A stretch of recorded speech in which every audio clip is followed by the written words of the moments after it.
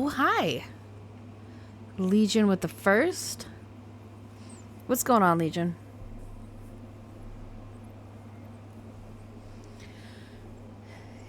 It is Wednesday night, which means tonight we are finishing Tell Me Why. I realized last week I did not do like the outcomes at the end of the chapter. I just rated the fuck out. So last week we went through some pretty traumatic things together. The barn caught on fire. Tyler was knocked over by some strange figure. I believe he called it the Mad Hunter, which is one of their childhood villains. And they really figured out that their father was indeed a town resident, or at least resident of a town nearby. And I don't really remember the game too much from the last time I played it. However, I think I recognize that voice of the guy that was supposed to be their dad. So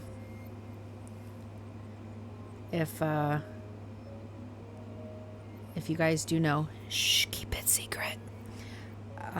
We will be finishing the game tonight, finding out who their dad is for sure, and just kind of getting the final puzzle pieces to figure out what the fuck happened to lead up to their mom's death. So we're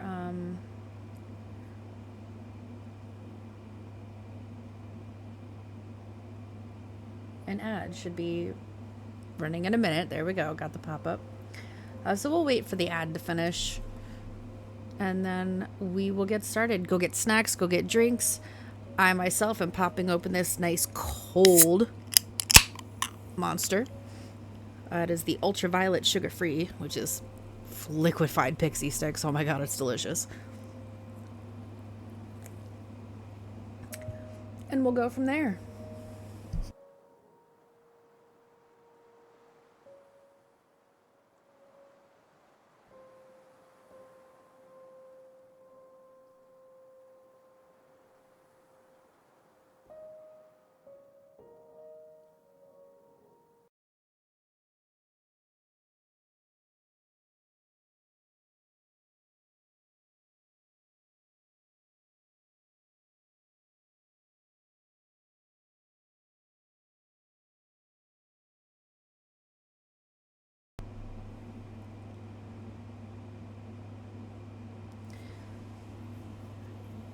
Also, which team claimed victory in the 10th edition of the Super Bowl?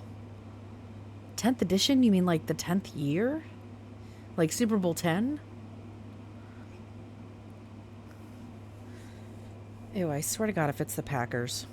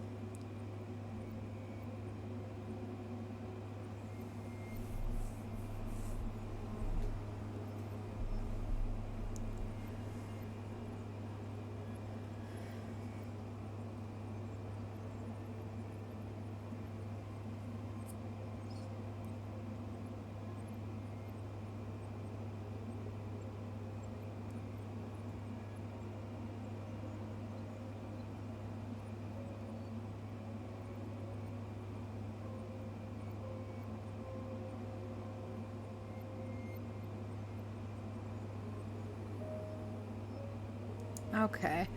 The Pittsburgh Steelers. That's almost worse. The Pittsburgh Steelers triumphed in Super Bowl 10, adding another prestigious title to their storied legacy. All right.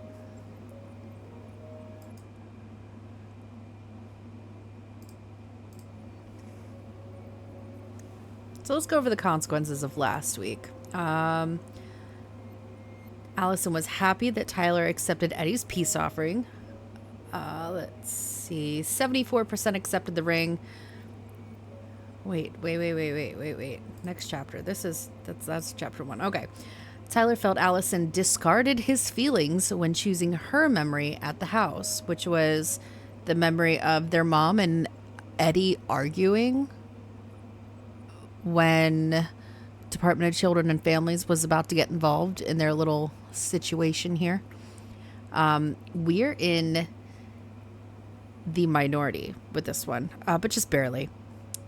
58% chose Tyler's memory and 42 of us chose Allison's memory. Let's see.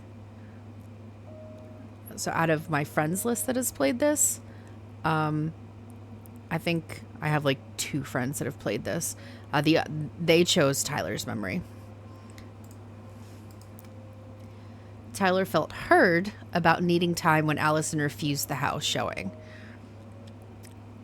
So 34% of all people that played this accepted the appointment, and the rest of us refused. And none of my friends accepted the appointment.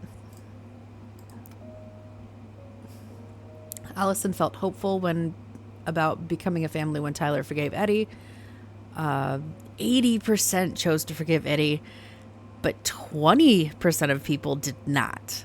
Only one of my friends chose not to.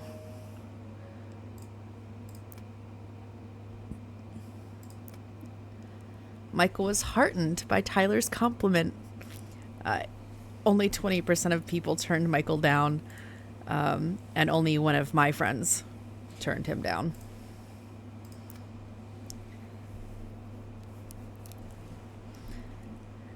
Tessa felt grateful the twins kept her in their lives. 19% of people didn't forgive Tessa.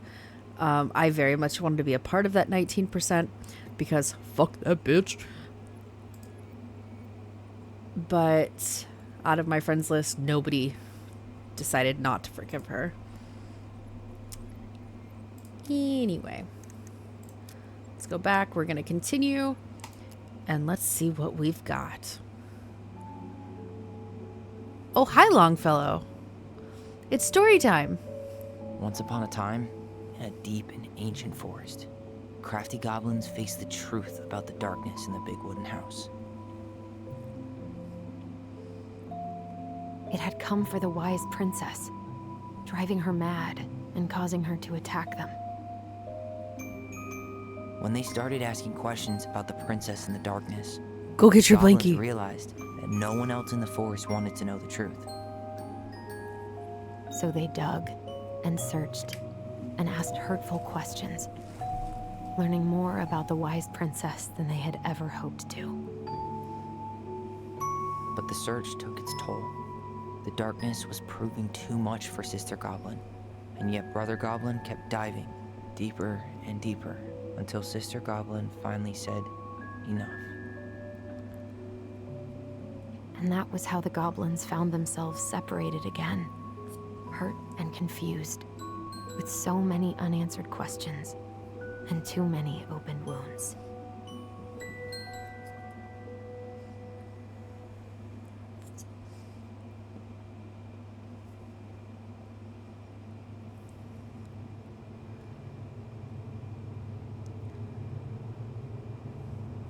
She doesn't have her Allison, blankie. wake up. Fuck that.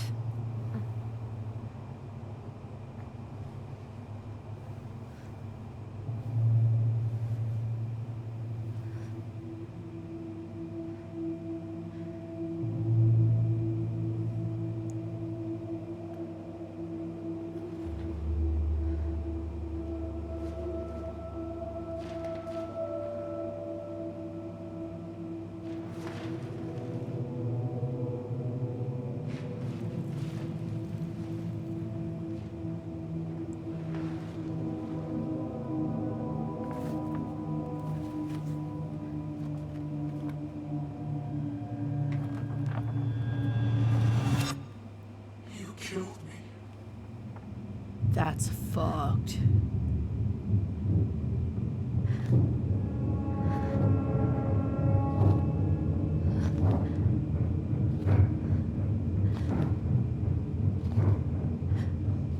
end up like me. You killed me. You killed your mother.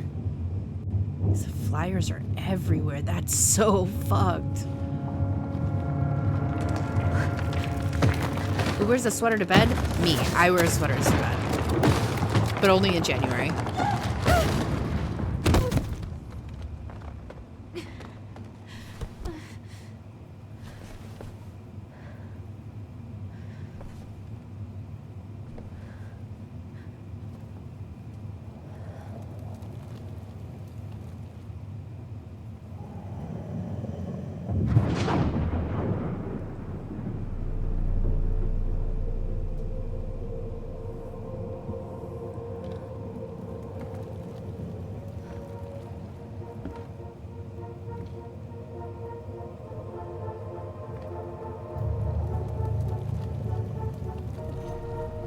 She could only go forward and find a new place for herself in this world, where she was no longer truly a princess in a tiara and a beautiful gown, but a wan woman alone in a deep and ancient wood.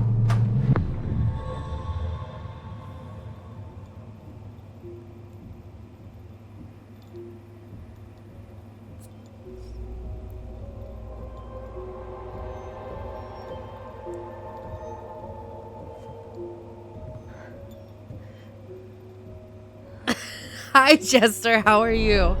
Sing it.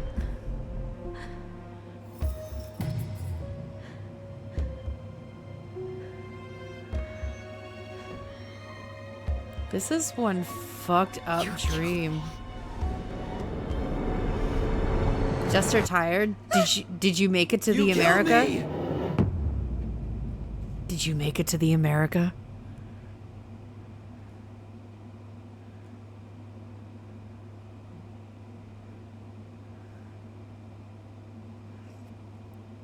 Yes, you are inside America. Yes.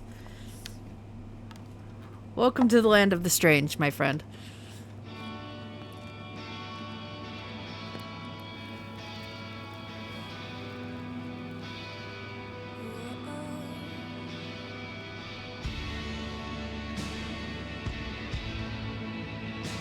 I love the soundtrack in these games. I know, I was just thinking about that. I have reached the pinnacle. 69 followers. I kind of don't want anymore. But also, I wouldn't say no. Ah, fuck. What is that?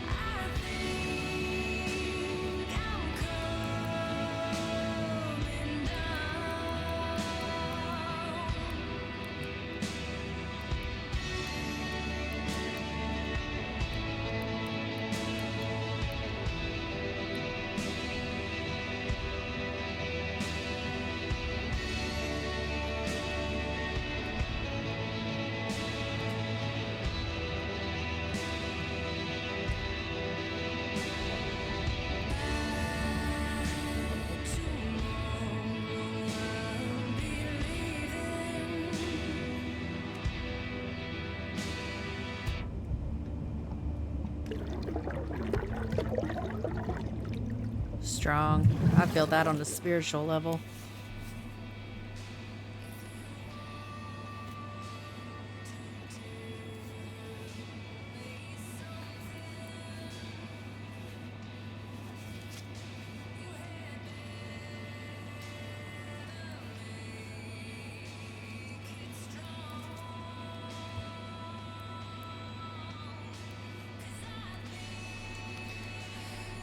Morning. I started collecting the documents you need for your rental application. Left the file for you downstairs on the kitchen counter. If you're still coming to meet Dee for lunch, you can drop off the documents and I'll make copies for you. Take it easy today, Uncle Eddie. P.S. My famous Buck-Up buckwheat waffles are slowly growing cold in the kitchen. That's sweet. He's right. Time to get my shit together.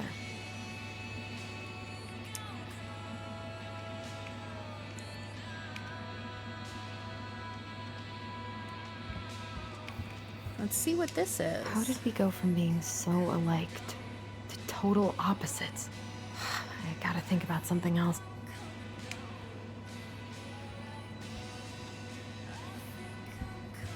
Now would be a good time to stop smoking and maybe do a detox at 12.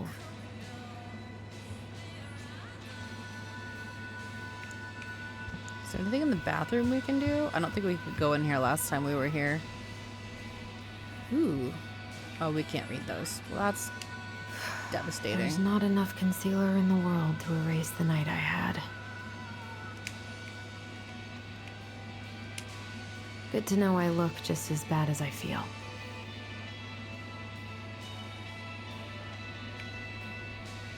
I could do my laundry. Ugh. Maybe later. Alrighty. Let's go do an explore.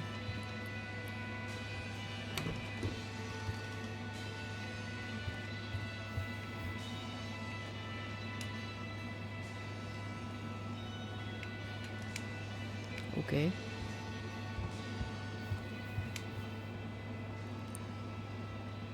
Estimated title schedule. I don't... The days have gotten so short. It's gonna be a long winter. Oh, shit. Sunset at 3:50 p.m.?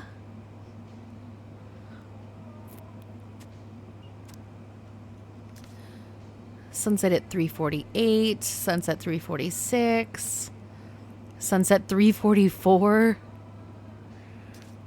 3:42, 3:40, 3:38 p.m. Oh, God. I would love that. All right. What the? Oh, shit. That scared me. I hate it here. I should probably eat something. God, I feel so weak. No, why are you going back that way? He doesn't like this kind of attention, but he really does so much for the community. Dear Chief Brown, thank you so much for bringing our children home safe last weekend. Without you, they might have gotten behind the wheel and who knows what could have happened to them or anyone else. We'll always be grateful for your wisdom. Thanks again for keeping this off the books. They are good kids who made a mistake, and Lord knows how a police record can compromise a child's future.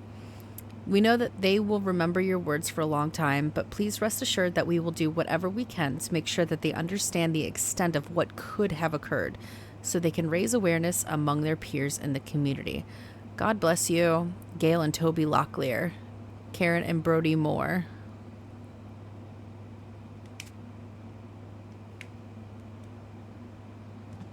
I need to get all that paperwork together.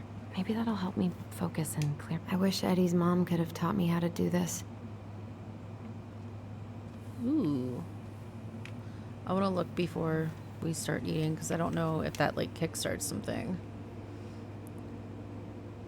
Don't forget her B-Day gift. Senior Center. Vancouver. I should have let myself enjoy these trips more.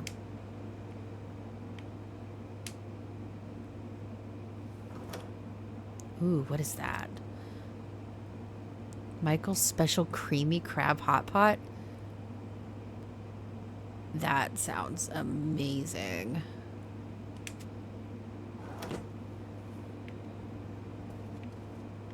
Oh, hey, Mommy. Well, hello. Mr. Forgettables, how are you? Welcome in. What's going on? How was your day? I so don't want to go back to the station. Not after yesterday.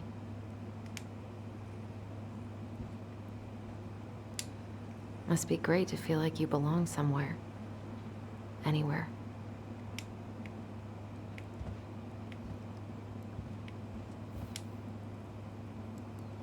What if I just packed a bag and left?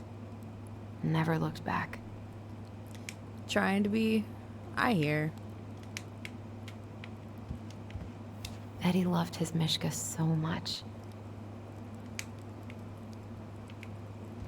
God, the world feels so fucking small right now.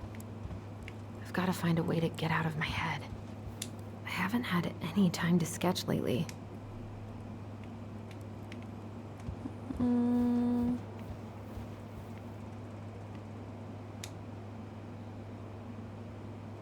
I wish I thought shooting some hoops would help me forget all this. I wonder what Michael would think about all this. Would he even get it? I don't feel like listening to anything right now. Well, that sucks because I do. I wish you could just change your mood as easily as a record. Okay. Let's go do the eating thing. I can't really eat anything right now. Oh, fuck off. Here's the file. Just need my ID and pay stubs. Okay. We were family, Allison. How could you do this to me? Fuck. I've got to think about something else. Focus. ID and pay stubs.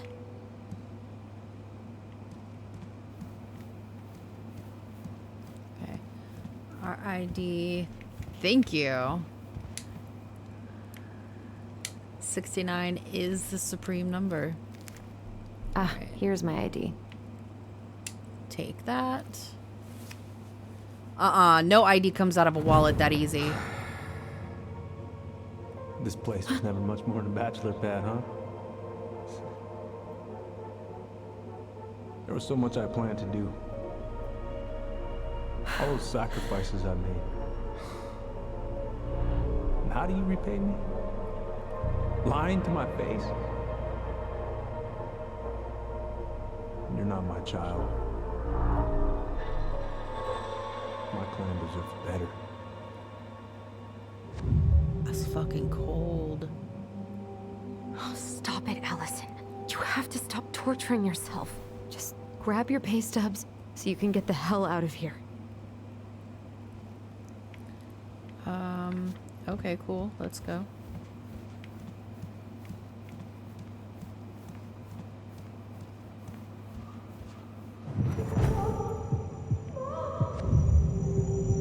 I told him I wanted to stop messing with those memories, but he wouldn't listen.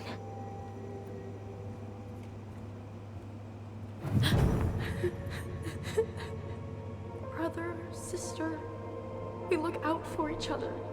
That's what you said. But you don't mean what you say, do you? They're just words. You left me, Allison, all alone and scared.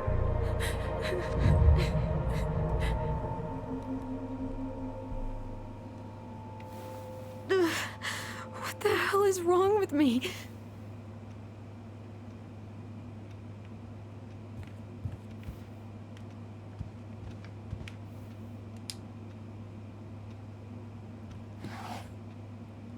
Not here.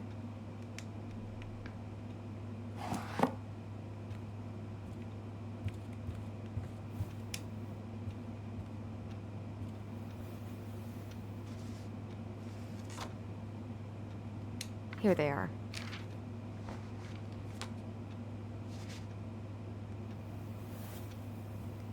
Okay, I think I've got everything I need for the application. Where's that coming from? Where did I leave my phone last night?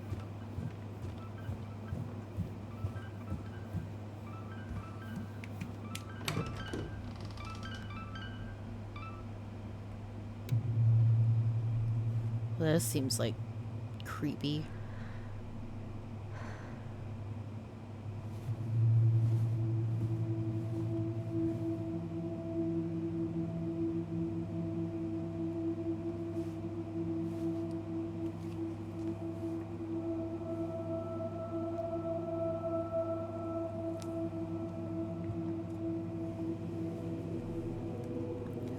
Oh, it's the mom.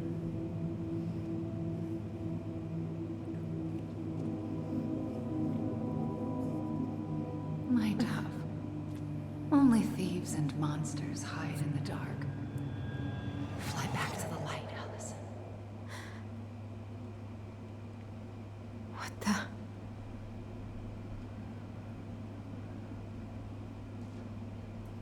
Oh, it's not a basement, it's a garage. No, no, no. I cannot deal with you right now.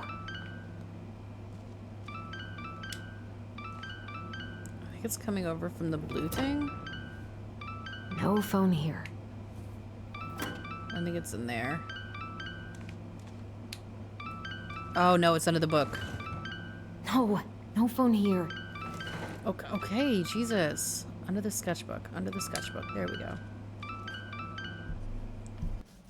What's it doing here?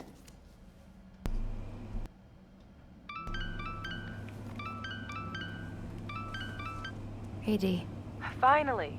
I was starting to get worried. Why didn't you pick up? Yeah, sorry. I didn't have my phone on me. Okay. Well, I just wanted to make sure we were still on for lunch. Yeah, of course. I'm getting ready right now. That so? Because it kind of sounds like I woke you up. That's just how I sound.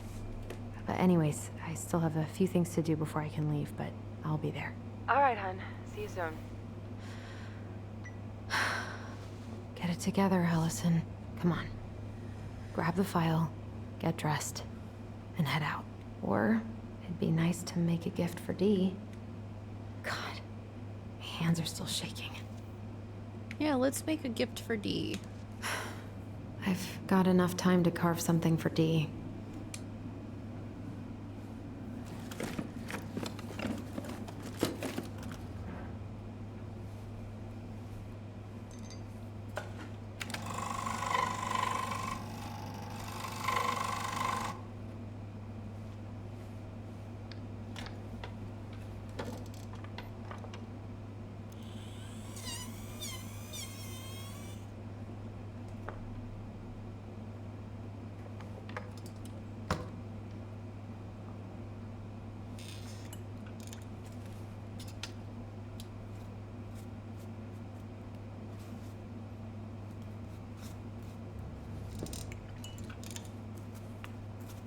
Oh, we're making her a little wolf.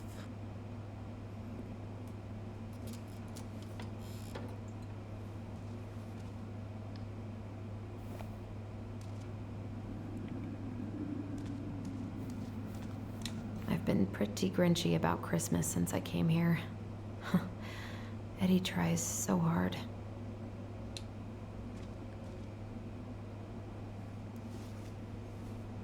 What is this? Oh. You should have taken care of yourself first, Marianne. I don't remember any of this. Well, no, you're like swaddled in a... Dumbass.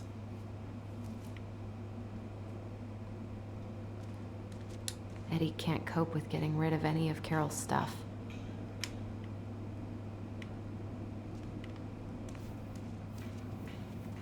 Tyler and I should bike around the lake when we've patched things up. I miss you, pup.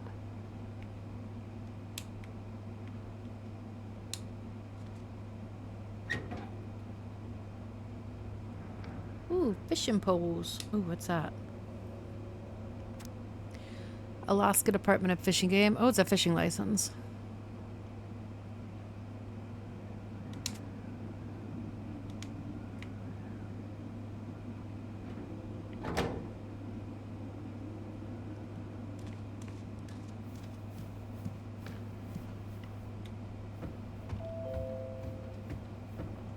Oh my God, who just drops by unannounced? Who does that? Morning. Hey, Allie. Hey. Hi, guys. What are you doing here? Tessa and I were worried after you called in sick last night. She's busy at the cafe, but she sent over some coconut cake, since you won't be making it in for lunch. That's nice, Tom. Thanks. I'm gonna head on inside. Freezing my butt off out here. Okay, thanks. Is Tyler not around today? Keanu. He's busy. No, he's, busy. Out at the old house. I see. It must be hard to sell the place you grew up in. So many memories, right? Oh, it's okay. We'll get over it. I really hope so. So, Tessa told me a little bit about what happened at the cemetery. Yeah, I'm sorry it got so intense. It's just, we really needed to understand why Marianne did what she did. Especially Tyler. Oh, of course. She gets that. You two didn't say anything she wasn't already thinking. She spent years blaming herself. Well, she wasn't the only one involved. There was a lot of blame to go around. I'm glad you're able to see that. It seems like your brother, well, he's not nearly so forgiving, is he? He has been pretty harsh. Especially on Eddie. But we both got tired of people lying to us for our own good. Yes, of course. Totally reasonable. Though, I am sorry you're the one taking all the repercussions. I heard about the fight with your uncle. I really hope your brother appreciates your sacrifices. He will. I mean, he does. I'm sorry, but I'm pretty beat. Oh, of course. I'll let you rest. Tell Michael there's no need to hurry back. Okay. Thanks for stopping by, Tom. Bye now. Take care. Fucking weirdo. Sorry for abandoning you out there. Pro tip? Avoid catching a ride with Tom at all cost. Did he talk about the new spicy chocolate bars? Yep. And exactly what they do to his digestion. Ew. What's up with him? Not sure I've ever seen him so eager to help. I think he and Tess are legitimately concerned. Plus, door-to-door is part of campaigning, right? Yeah, I guess.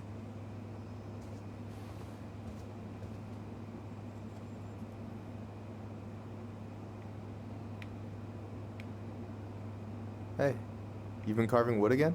What? Oh, this. Yeah, I've been working on a gift for Dee. That's dope. Why do you get to be so crafty? I mean, I'm not that crafty. Marianne taught me most of it. Well, I'm impressed. These hands are good for nothing but cooking. Help yourself to some waffles if you want. That's Eddie's way of saying I'm worried about you. Oh, that's cute. But I had a ridiculously huge breakfast, so I'm good. I'm glad you're here, Michael. Thanks for coming. Coffee and a friendly face is just what the doctor ordered, right? I just feel like cuddling up in front of the TV all day. Maybe finally binge that last season of Witches of Eldom. Then do it. I gotta drag my lazy ass out to have lunch with Dee. I don't know about you, but I just really need to get out of Delos Crossing. Well, we're on our way soon, right? Right. I don't know. I've just got this feeling it's gonna fall through and I'm gonna be stuck here forever. That's not happening. We've got a plan. Allison, what's going on? Everything's going to shit. Everything's wrong. No, that's not what we Literally, my said. whole life is going to shit. That's what we Everyone I said. know has been lying to me for years, and I can't even trust my own memories. I feel like reality is just unraveling around me all the time. Hey, I get that Tyler being back has raised a lot of questions for you, but maybe take a step back from that ledge, okay? The last few days have been a lot, and it's totally okay to be overwhelmed. You're gonna figure it all out. Families are fucked up. They're basically fuck-up factories. You're right. I just need to relax.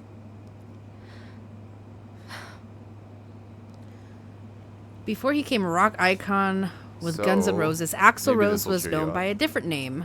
I think I found What the was perfect it? place. Check it out. It's pretty cool, right? Deposit's a bit high, but it's got 2 large bedrooms and a view of the channel. You're really going to give up our home to live in this ugly box? Oh god. Allison? Allison, look at me. You okay? I'm just... I need to... I just need to sit down.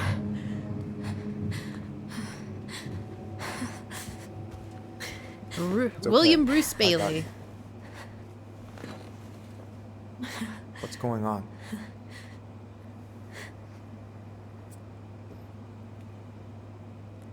Oh my god, do we tell him about the memories or do we not? Is he gonna think we're nuts?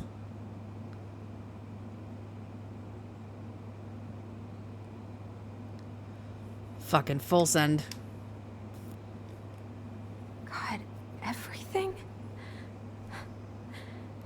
My anxiety's through the roof.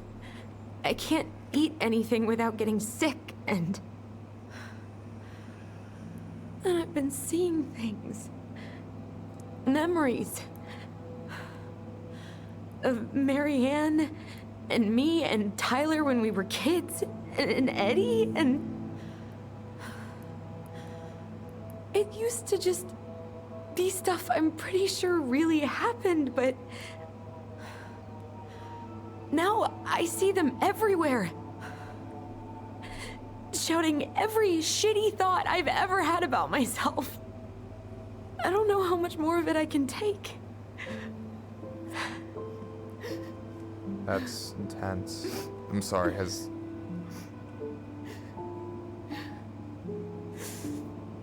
anything like this happened to you before?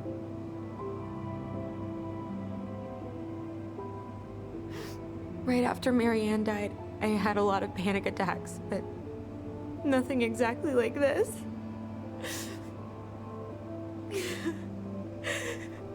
Come here, Allie. I hear you. Okay? I hear you.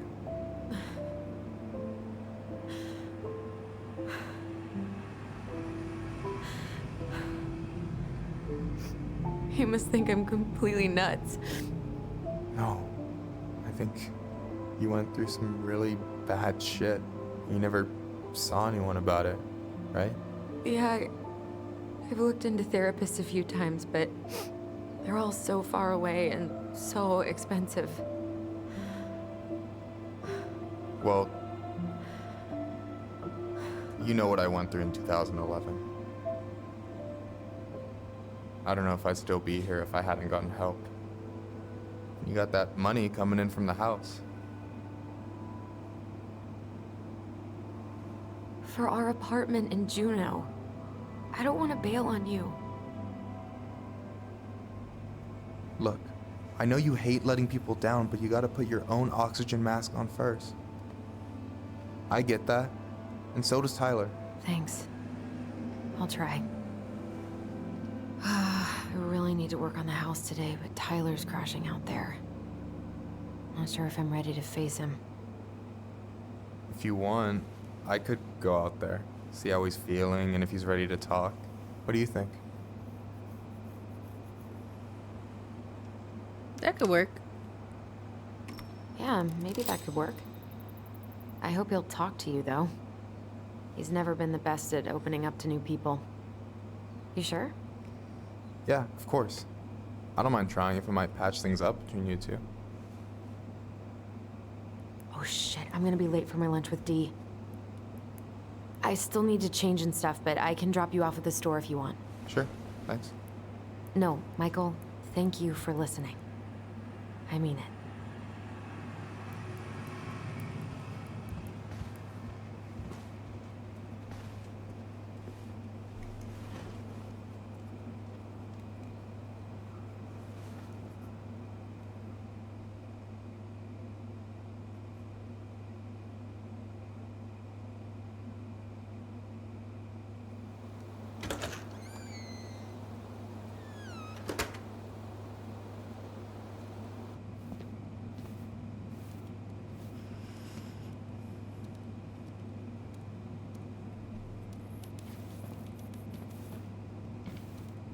Hi, Dee. Hey, beautiful. You okay? 'Cause, girl, you look like shit. I haven't been Thanks. sleeping well. But here I am. That's how much I love you, right? Aw. Well, I appreciate us having a girls' lunch anyway. Just give me 5 minutes so I can finish off this paperwork. Oh, no rush. I need to drop off some stuff with Eddie. All right. Oh, help yourself to some cobbler. Mrs. Romero sent it over after I caught her flasher. It's in the break room. You better hurry before Greggs kills it off. Mrs. Romero's cobbler? I'm on it. I'll meet you in there when I'm done with this. Cobbler. Fuck yeah. Morning. Hola, Miss Ronan. Ooh, these look like wild berries. Mrs. Romero must have frozen them over the summer. Oh, yes, she takes her cooking seriously. Very seriously. Ooh, Oh, these look God. like wild berries. Mrs. Romero must have frozen them over the summer. Oh, yes, she Try not takes to her hang out cooking upstairs seriously. too long. Very Chief's seriously. orders. Sorry. Sounds like Eddie's busy. It shouldn't bother him. What the fuck are we supposed to do? 1712 East State Street, Anchorage, Alaska. 99501. I should probably drop the paperwork here. Eddie's gonna be busy for a while. Okay. Just visiting family. My folks on the front. I wonder how Uncle's feeling about me moving away. We haven't really talked about it. Dick.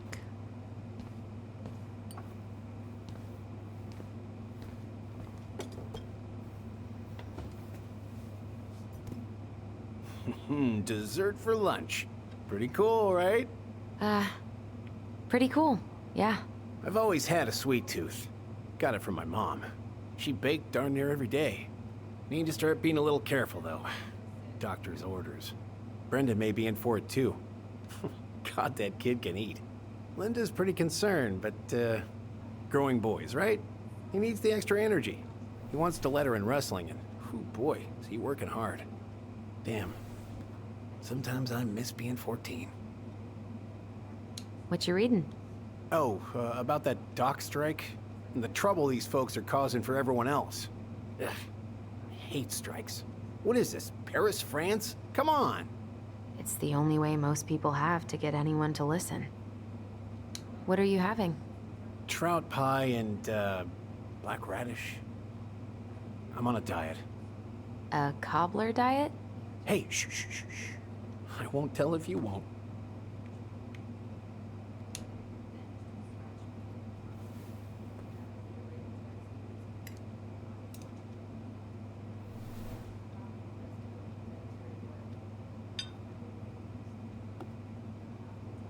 You were not kidding about the cobbler. This may be her best batch ever. Right? Hey, Greggs. Huh. So, what's the criminal underbelly of Delos Crossing been up to lately? Poachers, vandalism, a few memorable cases of public indecency. Nothing too serious. Which is fine by me. Boring is good. Not like Juneau. My daughter's always begging to move there, but that is not happening. Why? Juneau's awesome. There's like actual things to do there. Drugs, that's why. Property crime's double the national average. People coming in all the time from God knows where. Oh, I didn't know that. Hey, Greggs. Got any big vacation plans coming up? We'll probably go up to Anchorage for Thanksgiving. Linda's sister lives up that way. But I'm also secretly planning a family trip to New York City for New Year's. Been saving for 2 years, and I got it all arranged under a fake email. That's really cool. I'd love to go there someday. And it's probably our last big trip before Lauren's off to college, so I wanted to make it count. I'm sure everyone will have a great time.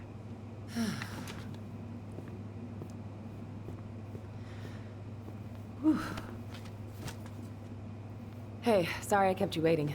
No worries. You'll never believe it. We caught the mailbox bandit. And guess who it was? An animal? Like a raccoon, maybe?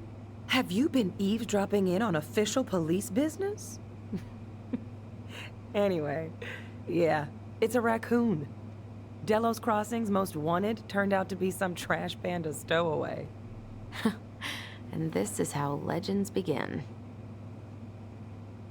Anyway, hun, I'm so sorry to bail, but I gotta run this little guy to animal control now. Probably best I take a rain check. Oh, it's okay. Totally, I understand. Duty calls. Thanks. Oh, I brought you a little something to make up for missing your birthday.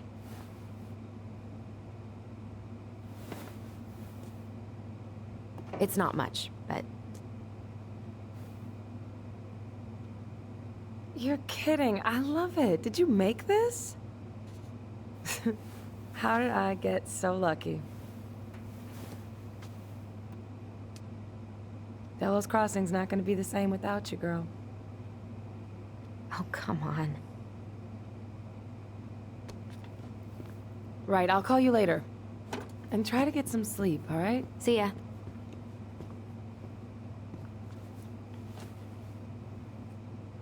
Well, there go my lunch plans. Hey, your brother didn't tag along today? No. He didn't really want to show his face around here after the mess he made yesterday, huh? Yeah, I'm sorry about that. It got kind of out of hand. Don't worry. We know it wasn't your idea, but... Look, we're all worried about you. This isn't the Allison we know. The Allison you know? Yeah. The sweet, smart girl who'd never hurt anyone on purpose. I know you two and the Chief made peace, but I gotta say, it ate at him all day.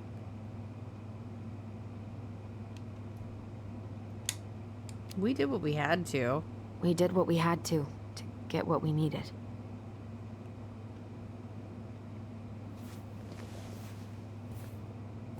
All right.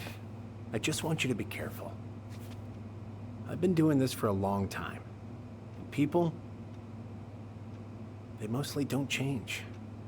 Even when we really want them to. Look, I'm really tired. Can we not do this? Allison, I like you. I really do. I've known you since you were a kid. Oh god, she's gonna freak out. She's gonna freak out. You're not a troublemaker. Tyler. I mean, if he goes down, don't let him take you with him, okay? I can't do this. Oh, you okay? Please just let me go. I need air. I need some air.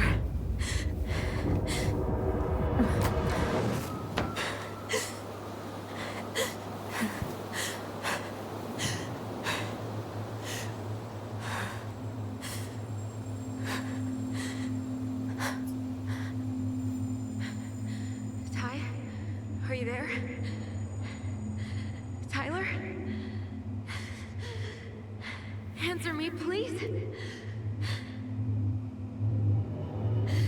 Fuck. Why is he ghosting me? God. I can't breathe. Please stop.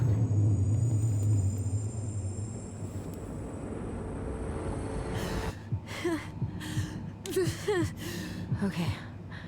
Okay. I've been here before. This will pass.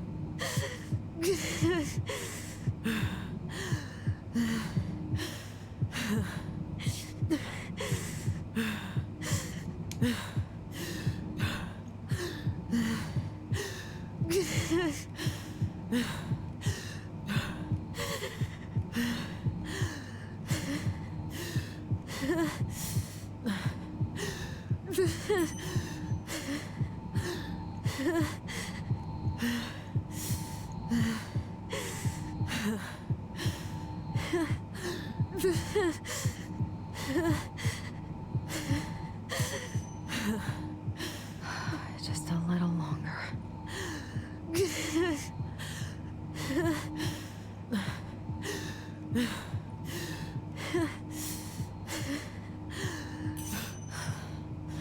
Just keep going. In and out.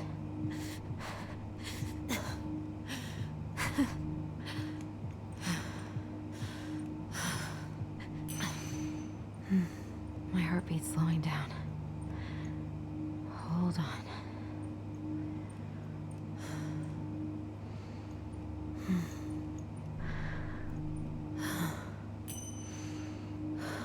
You're getting there, Allison. You're getting there.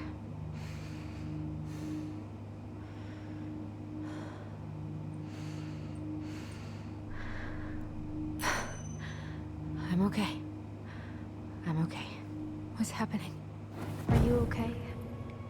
Yes? Are you fibbing? I'm scared. I don't know what these people are gonna be like.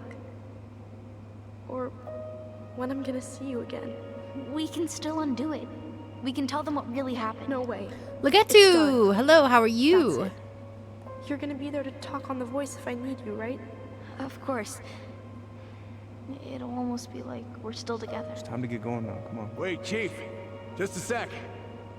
Hey, kids. I went back to the house and got a few things for you. I know how much he's meant to you.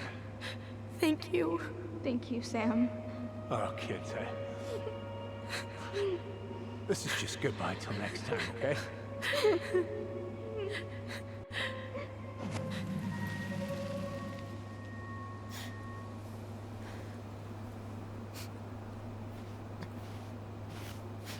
Allison? What are you doing out here? It's freezing. Hex, thank you for the alert. What happened? What's wrong, little moose? I know. I started with the Backstreet Boys joke, so I had to keep it going. I had a panic attack.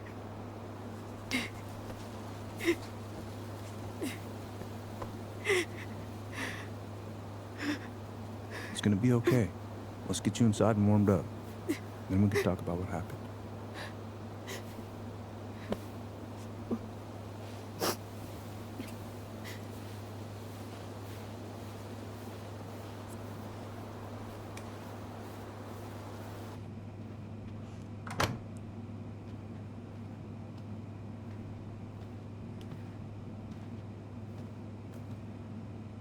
I'm sorry.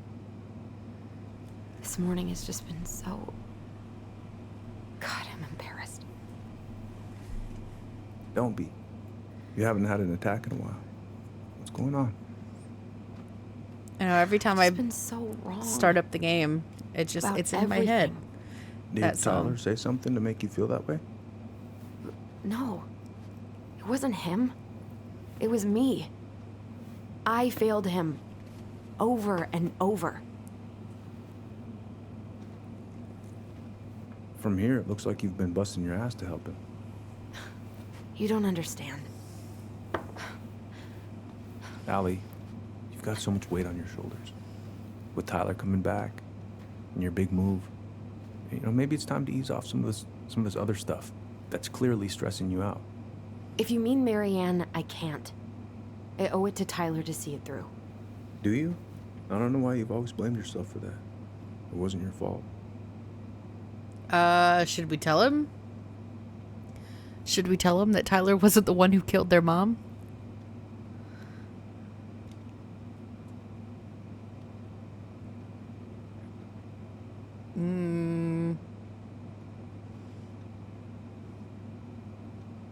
No?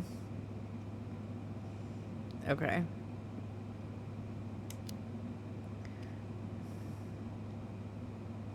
I just wish I could forget about it all. Never think about it again, ever. I understand. Trust me, I do. But there are ways to make peace with it. You can't go on letting it haunt your every waking moment.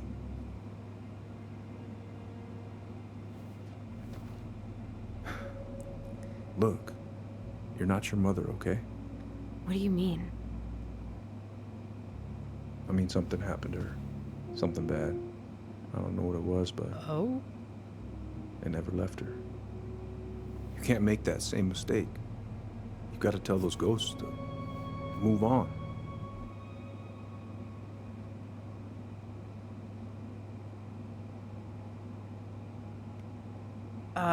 Well, let's go with the theme of flying to his fucking face. Tyler keeps telling me that too. So you two agree on something. But I'm just not sure I can. Maybe It's time I finally talked to somebody about it. It's on me that you haven't already. I was raised pretty skeptical of all that, but there's no shame in getting help. Please, just do what you need to, okay? I'll support you in any way I can.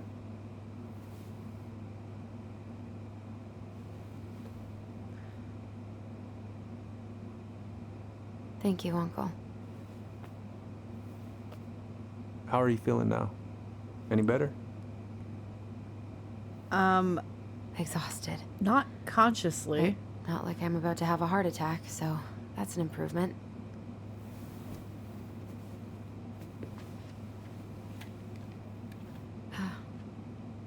I was remembering something earlier.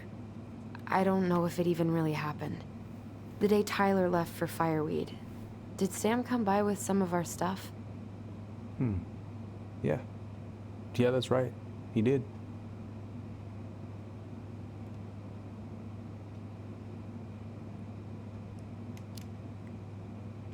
How close? How close were he and Marianne? I don't know exactly. But he cared about her a lot. Her death really shook him up. He was over at our house a lot. Fixing things, chasing off animals. I know you didn't turn up anything about who our biological father was. But did you ever think it might have been Sam? Oof. Well, your mom and him were close, so that's a possibility, but I never found any proof, no. I should go talk to him. Are you sure that's a good idea? You need to get some rest. I have to do this. And not just for Tyler. For me too.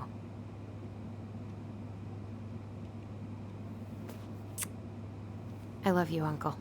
Thank you for everything. I'll call you later.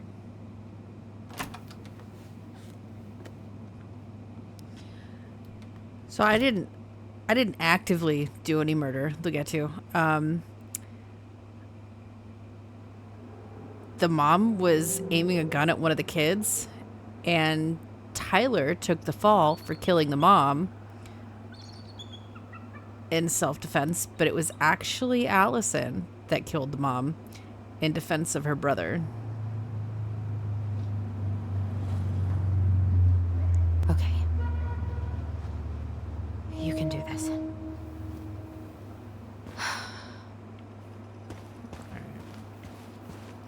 Do we go over here? Can we walk faster? We can Tyler? still... Are you there? Okay. Not. Guess we're still doing that.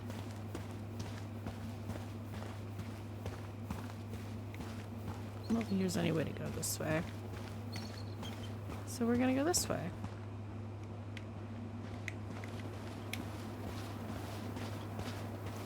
Out of order. Go around. Good. He's here.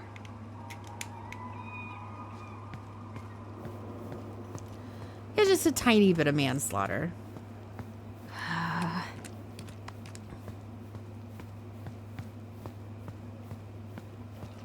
Just a little bit. Just a little bit.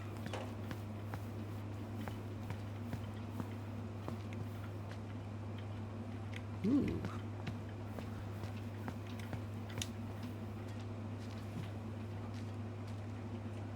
It's very pretty.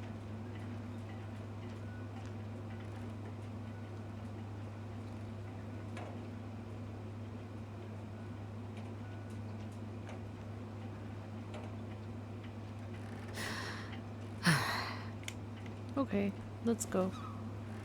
All right. Let's do this.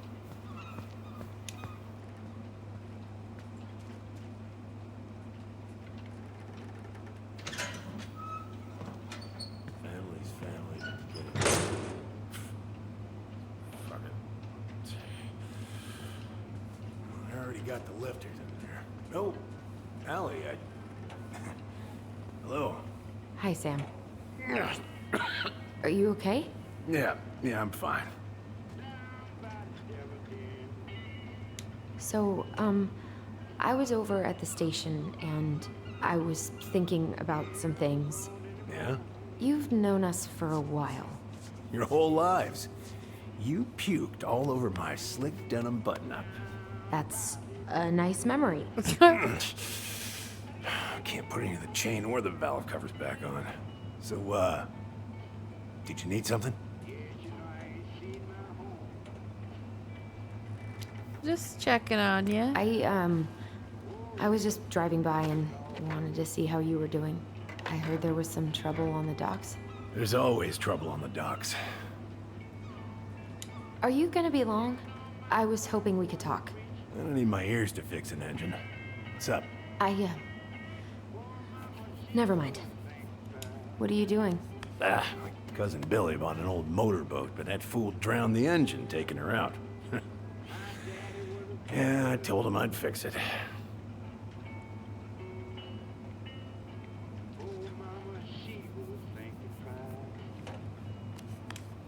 Okay. Where's your brother? Back at the house. Back at the house, I guess. So, what's he getting up to today? Who knows? All right. So, What are you doing wandering around in the middle of the working day? I'm off today. Sam, could we talk now? It's a little important. Ain't that what we're doing? So, What are you doing wandering around in the middle of the working day? Oh, good lord. I'm off today. Sam, could we talk now? I haven't seen your boat in the water for a while. Yeah, it was time for annual haul out. That seems like a long time for routine maintenance. Well, you know, I mean, it's not like I could take her out anyway. They want old Sam to, dry out a bit. Oh, yeah, that seems sensible. No bananas on board? Really? Damn right. It's not just superstition.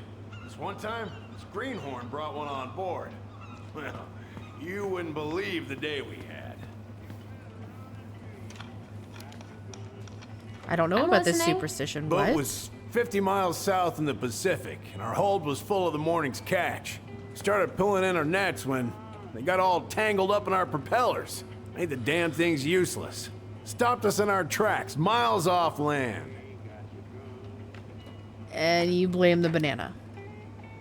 So you blamed the banana and not the fact that you had a brand new crewman? Bananas are bad luck, sure as hell. Every single time I throw a banana off board, the fish start biting. All right, if you say so. How's the house coming along? Slow. Slow. There's a lot to do. Of course, I mean, there's a whole lives in there. Real shame. Okay. Feel like we're supposed to be looking around. Ooh, what's this? Oh, I know this one. The introduction will be forever burned in my brain. Yeah, your mother gave that to me. Really got me thinking about things.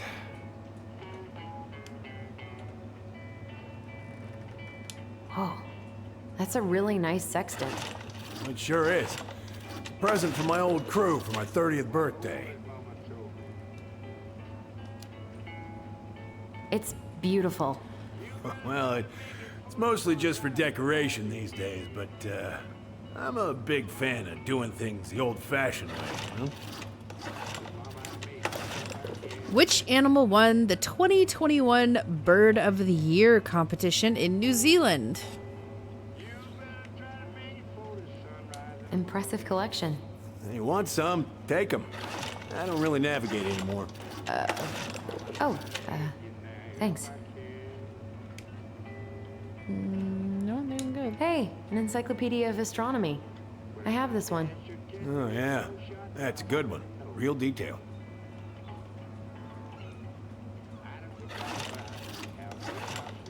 I didn't know you were interested in astronomy. Well, how are you supposed to navigate if you don't know your ass from Orion?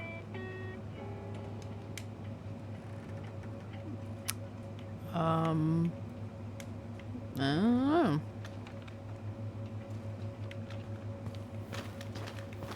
Ooh, let's go upstairs. Toot toot toot toot. Toot toot toot toot toot toot.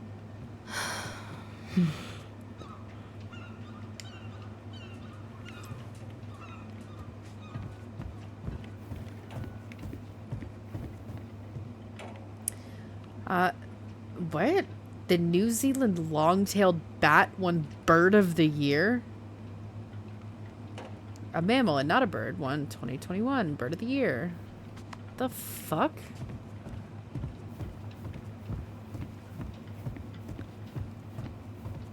Oh, I guess we can't go anywhere up here.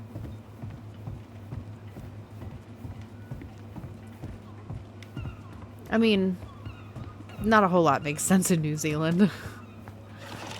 Then again, not a whole lot makes sense here, so.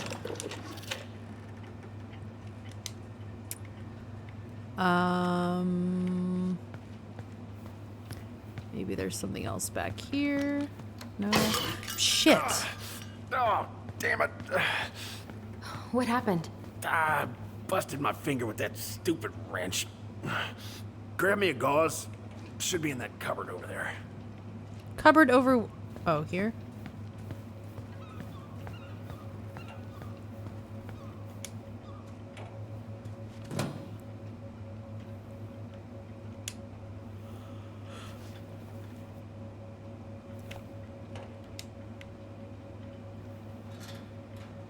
The gauze should be in that cupboard over there.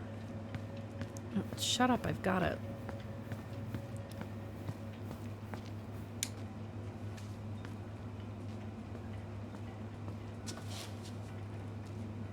Sam?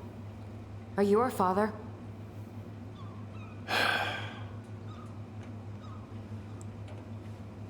Shrug and move you'd on. Ask me that question someday. That's fair. That's fair. Well? I wish I was. What the hell kind of answer is that? I'm sorry, Allie. But the man you're looking for, he ain't me.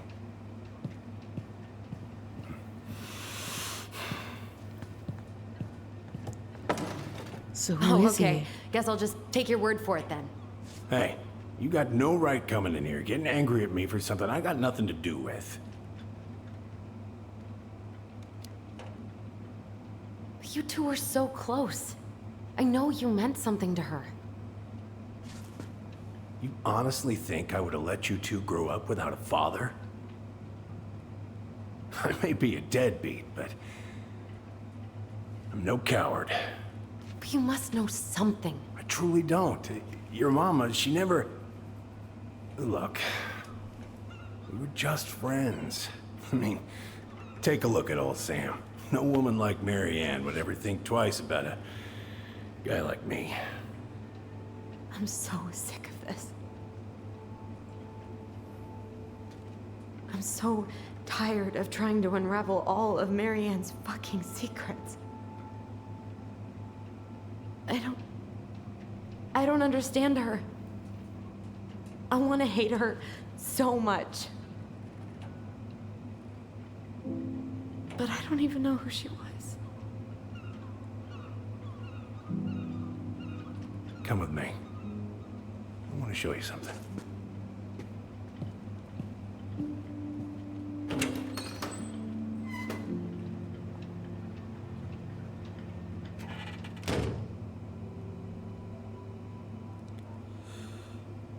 Come in. Come in. Oh. When was the last time you cracked a window? Eat something, Fritz. Come over here. Sit. Get some fresh air before you walk into the stank dungeon. Alright.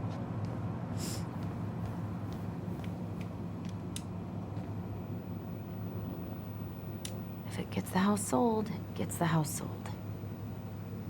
Oh, that's their house. Okay.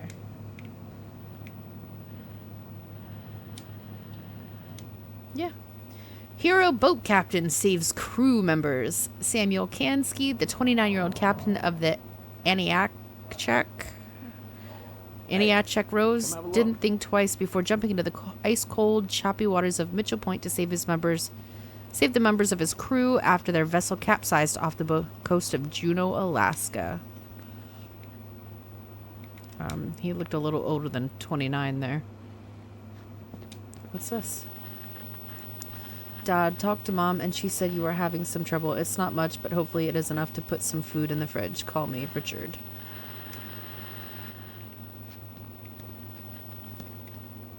Why is there a burnt-up pan in your garbage? Oh, yeah, that. Might have fallen asleep cooking dinner. Glad you're still with us. What's all this? Here, I kept a few things.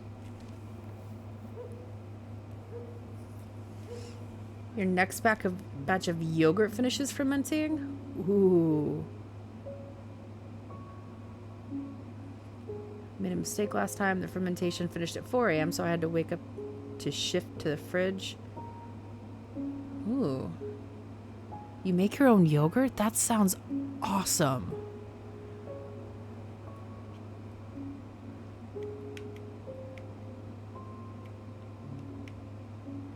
Can I?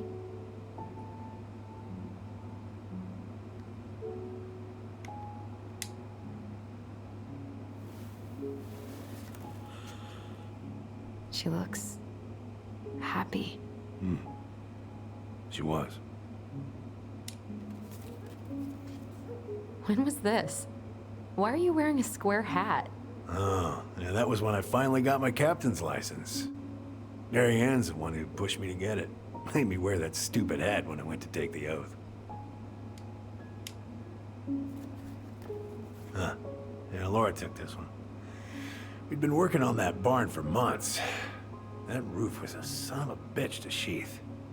Rain just kept on leaking into the loft. Wait, the barn has a loft? Oh, yeah. You didn't know? Oh, she didn't tell us. Is that a trap door? Yeah. She had me close the whole thing up. Told her it was gonna be real hard to get any hay up there, but she said she didn't mind. Do you know what's up there? I could tell she didn't want to talk about it, so I respected that. Well, we're gonna have to empty it out for the sale, so I guess we'll know soon enough. Ellie, you really gonna go through with this? It's like I told you, that house meant everything to your mama. It's all we got left. You can't just throw it away.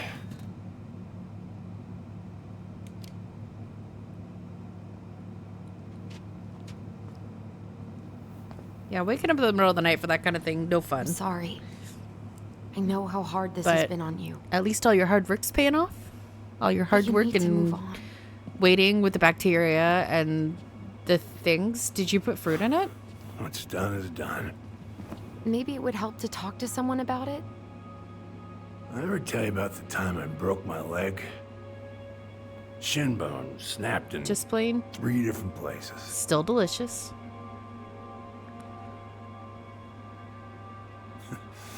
It stuck on my ass for a month.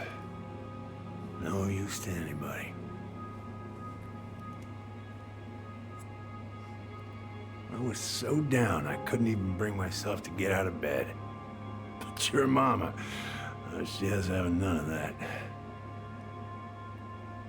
Ooh, fermented She got me up soybeans. one I've never morning had those. Drove me to a nice spot by the harbor.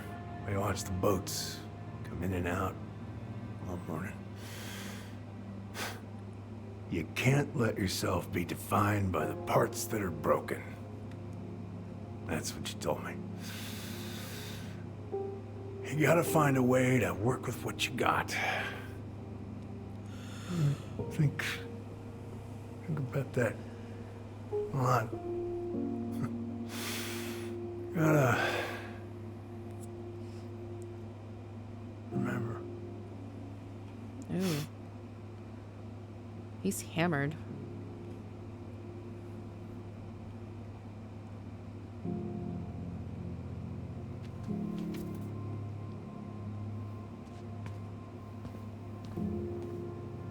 Yeah, just steal the picture, Allie. That's amazing.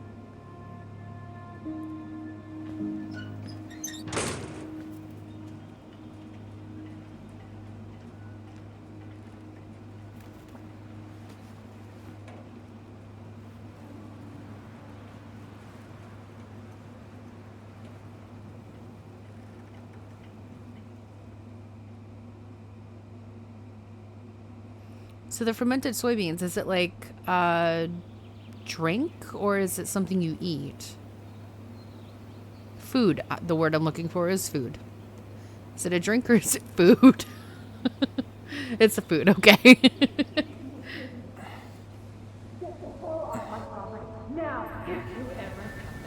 Oh, hold on. I'm going to kill you!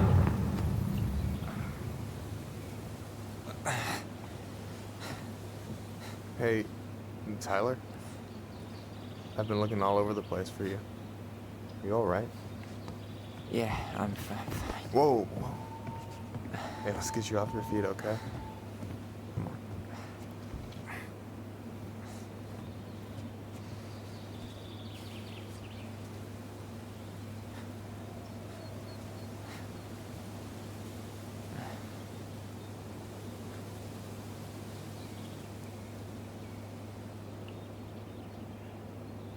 Listen, if you want to be alone, I'll go. But if there's anything you need to get off your chest, I won't snitch. You saw Allison? How is she? Yeah. I went back to check on her this morning. She was in a pretty bad way. Whatever went on between you two, it wrecked her. Look, I don't want to drag you into this. Well, I'm already in it, and you look like hell, so... I just got a lot on my mind. Well, I know one thing that's good for that. As a wise man once said, fishing is the cure to the wounds of the heart. Was that wise man you? Hey, like I said, I gotta write my own legacy. So, you in?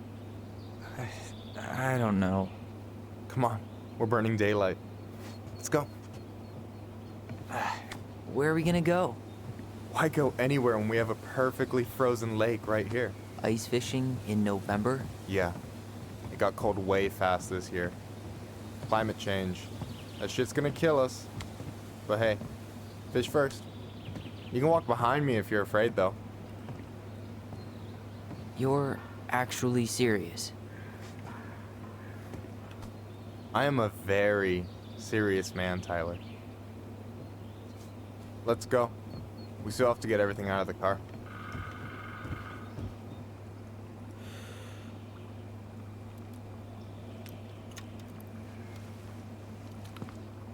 Stage is set. It's showtime. Whenever you're ready. You sure you don't want to go? Nah. Look, no way I'm gonna rob you of your first catch in your own backyard. All right.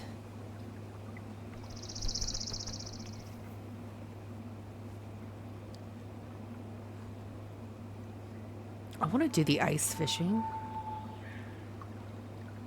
Got everything you need, by the way? Yeah, I'm good. Man, I'm so gonna miss this. Miss what? Just hanging out and fishing and...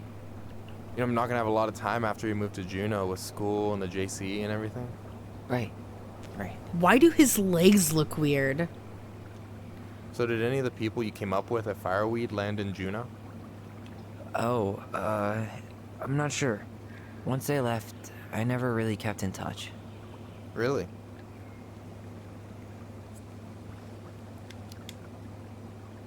People came and went a lot. And besides, everyone moves on eventually, right? Not everyone. Not people who get so close they're like family. I already have a family. Well, there's a reason we think of families as trees. They keep on sprouting new branches and... Oh, hey, I think I've got a bite. You got this. Reel them in. Oh man, I have to do this. Come on, pull up on the rod.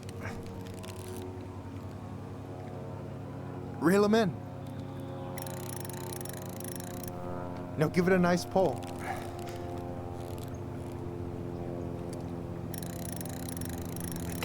I got it. Slippery little Effort sound. Got it. Bravo. First of many. Pace yourself. It's a marathon, not a sprint. The camera Thanks, lens. Sensei. Oh, hey, did you want to make solid plans to Maybe. hit the buzzard hole? The river might ice over soon, so we shouldn't wait too long. Yeah, sure. Sweet. I was planning to go Saturday. I'll pick you up on the way out. Cool. I'll set my alarm to ass crack of dawn.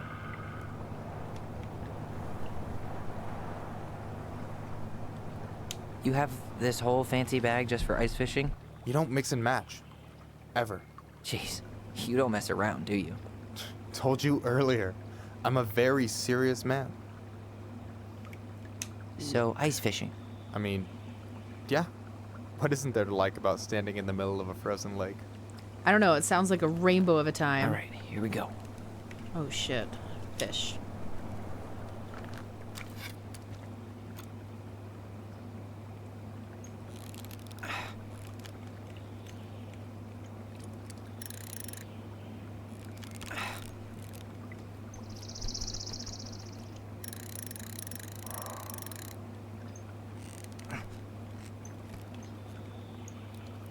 I'm here.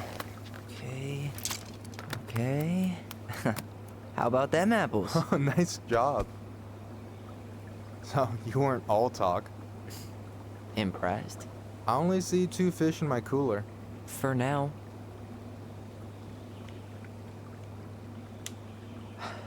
So, about last night. I don't know what Allison said, but from my side, well, I thought we were on the same page. But it turns out we weren't. Hey, so don't tell her I told you, but last week your sister was almost unbearable. She was jumping up and down with excitement at you coming back. Really? You better believe it. Look, the last time you saw each other, you were kids. Just because things have changed doesn't mean you can't work it out. I know. It's probably my fault. I really pushed her last night. I just don't get why she always has to run away from everything. You blame her? Avoiding the problem doesn't make it go away. She's so fixated on selling the house. It's like she's trying to bury the past. All of it. Even the good parts. Look, I'm not picking sides here.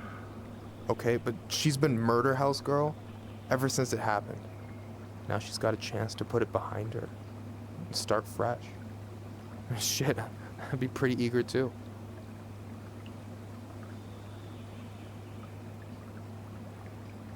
Oh shit. Do we say we didn't really think about that, or we're the kid that killed their mom?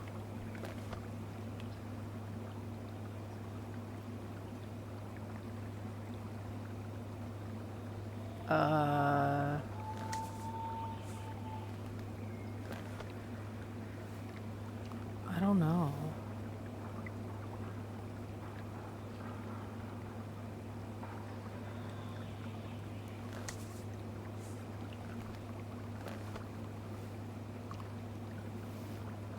Let's go with the kid who killed their mom.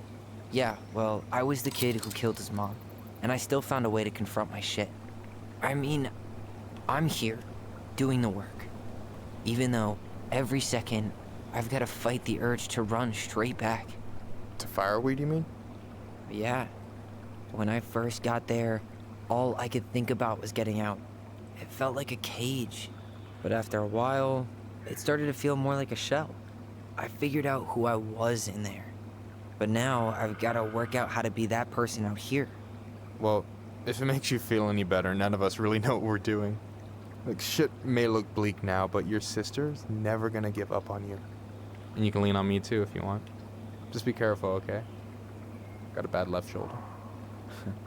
I'll keep it in mind. Thanks for listening. Don't mention it. So you gonna tell me what's in the cooler, or what? I could tell you. Or I could watch you squirm a bit longer. Ugh. You're a terrible person. You know that? You betcha. don't you say anything. I got... Okay, let's do the fish. Do the fishing. Do the fishing.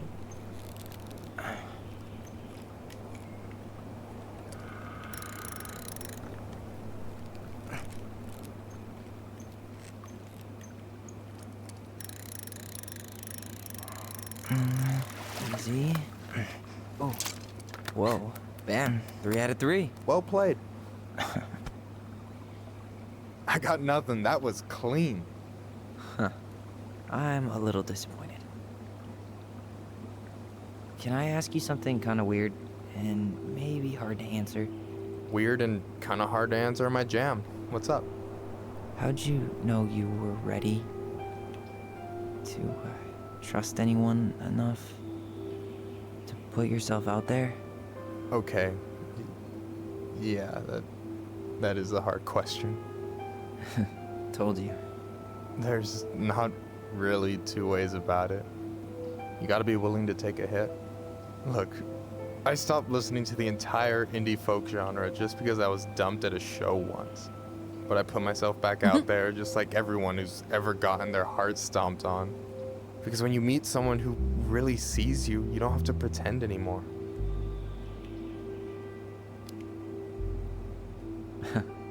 Hard to argue with that. And you're still interested in being that someone? Even after all the shit that's happened? Hey, I've got baggage too. I think it's worth a chance. Don't you? I think we're in total agreement here. Yeah? Yeah. I get this feeling like I could say or do anything with you, and it'd be cool. I feel safe. You are. Because your sister would kill me if I did you dirty. Yeah, she would. So, doesn't look like you're catching anything with that. You want me to show you how it's done? Go for it.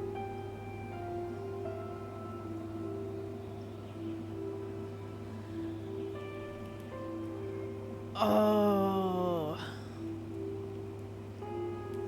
You gotta go to the extension Hey. and buy more Pokeballs. You're missing the show.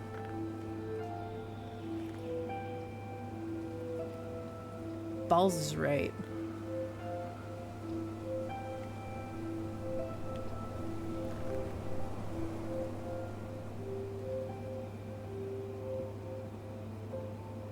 Oh my god, are they gonna kiss?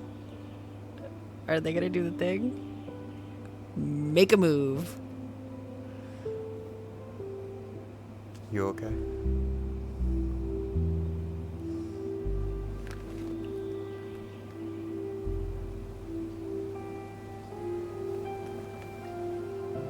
Yes.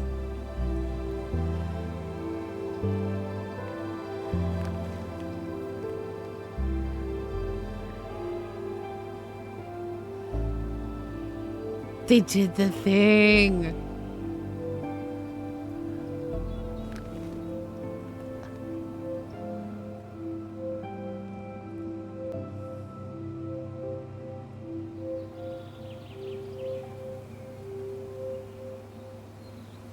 Fuck. Wow. It escaped after it told you it already escaped. That's such So, bullshit. Yeah. Yes. One way to put it. Hey, Allie. I think I'll just show myself out. Okay. Call me later? You know I will.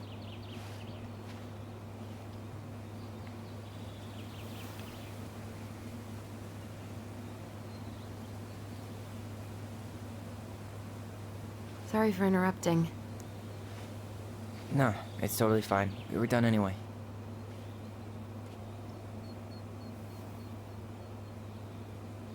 Catch anything? Mostly ice, but yeah. Tyler, I'm sorry for freaking out yesterday. All of this, it's just been really hard on me. Don't apologize. I was being an asshole. We should have never pushed you that hard. Come here.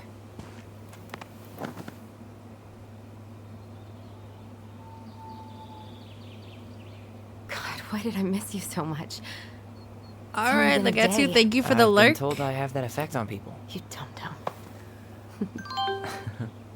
Oh, shit. Jules. Okay, so I need to show you something. Hello, hello. Welcome in. Hi, everybody. Otaku. Hi, what's up? Let's do. Oh, it already does it. It does it automatically. Oh, dearie me, Jules Gem is quite the character. They've been flipping houses peacefully, but don't let that fool you. They're up to all sorts of shenanigans, from simping for vampires on birthdays to possibly starting a cult in their spare time. They've dabbled in some pixelated mischief with friends and even hinted at like robbing banks and committing war crimes against adorable creatures. And Halo, they might need rescuing from a persistent friend's gaming grip. If you're not following Jules, please go do so. They are a ball of fun times, and also war crimes.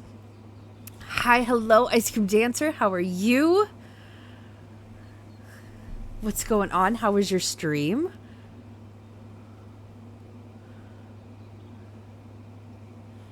Also, I love that emoji, the little cat with the pentagram behind. Yes.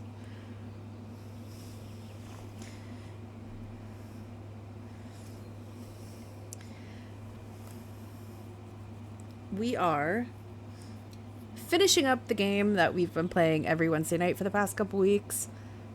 This is Tell Me Why, and big things are going to be revealed this episode. Big things. What? You're kind of weirding me out.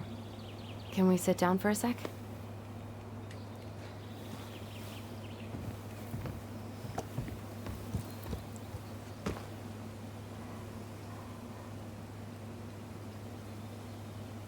Are we going to say anything? What is it? I was just at Sam's. He's not our father. How do you know? I asked him, point blank. I'm not surprised. Burning down the barn didn't really seem like a Sam move. Yeah, I guess it was silly to suspect him in the first place. He'd never hurt Mary Ann's kids. There's something else. Look at this. This was taken in 1992 when Mary Ann first moved to Delos Crossing. See that ladder? Sam told me the barn has a loft. He helped her build it. Apparently she never told anyone about it. And it's still there? As far as he knows, yeah. What do you think? Should we give it a shot? We've come this far. And a hidden loft? That's got secret shit written all over it. Let's go.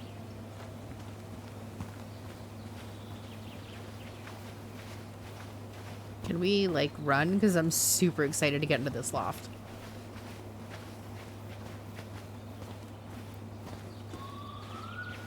Move, Allison. Oh, yeah. How did you not notice what a that mess. before? That's not gonna help us get this house sold. Yeah, we got our deadbeat dad to thank for that. So obviously the ladder's gone, but what about that handle? Is it still here somewhere? Probably. You want to take another look at the picture? It might help.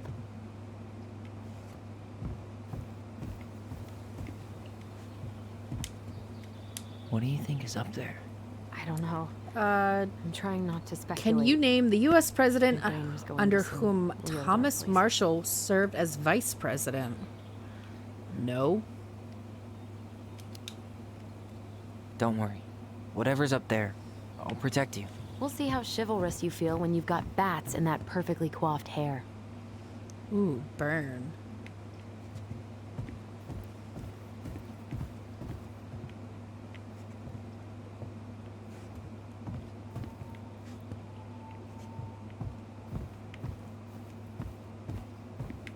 Oh my goodness.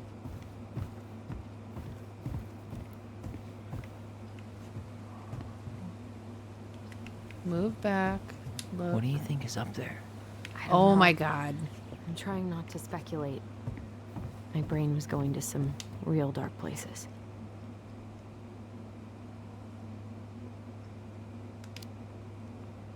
It's probably just storage. We're gonna find like 13 years of National Geographic or something. So why would she keep it a secret then? Okay, so I found the opening. Do I just grab the ladder?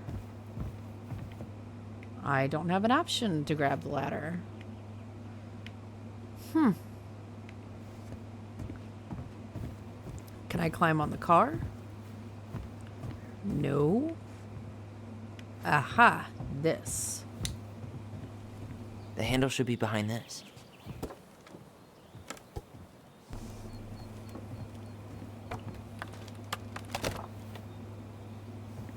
Ah, there it is.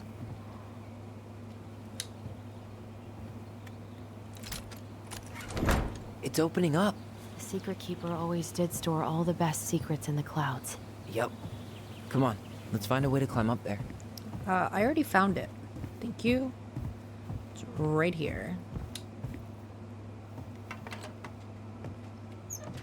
Thomas Marshall served as vice president under the leadership of Woodrow Wilson. Otaku, go get some sleep. Thanks for popping in and saying hi. This looks cool as fuck. Can you see anything? Nope. Nada. Bullshit. You see a whole bunch of glow-in-the-dark stuff.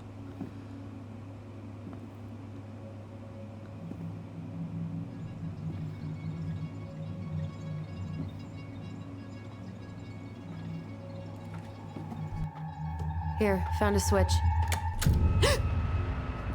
Shit. That scared me.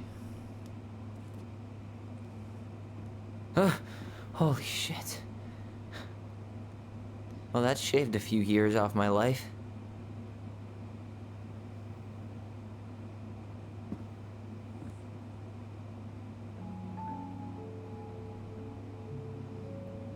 This is so fucking cute.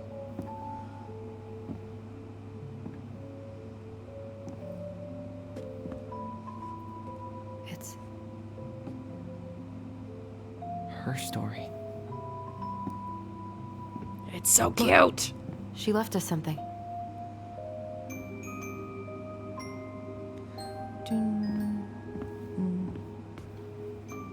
It's got a combination lock with letters. Do you think she hid the code somewhere in all this? Knowing Mary Ann, probably. Well, you want to do this? Yeah. Let's start here.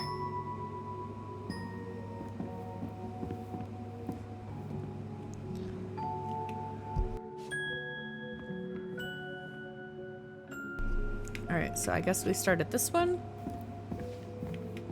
Examine. Recognize this? Yeah. It's from the story where the goblins tricked the Mad Hunter. It looks like it, but it's different, right? Can you check the book? Yeah. Index.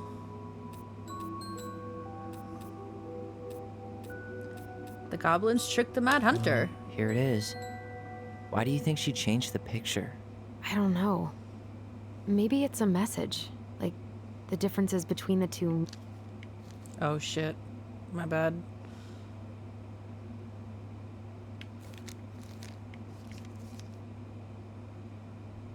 Alright, so... Okay, spot the differences. It moves. Oh. Some of these parts are buttons. There was somebody falling in the Mad lake. Hunter still has two hands here. So this was either before the Gold Lady cut off his other one, or after he earned it back? Which either makes it before most of the stories, or after. Yeah, at some point when she was running away from whatever the hell the Mad Hunter meant to Mary Ann. That tree in the front right, which is like right here. That one? Huh. No goblins. Yeah. In the original, the goblins managed to save the princess from the Mad Hunter. So we saved Mary Ann from something, but not in this version?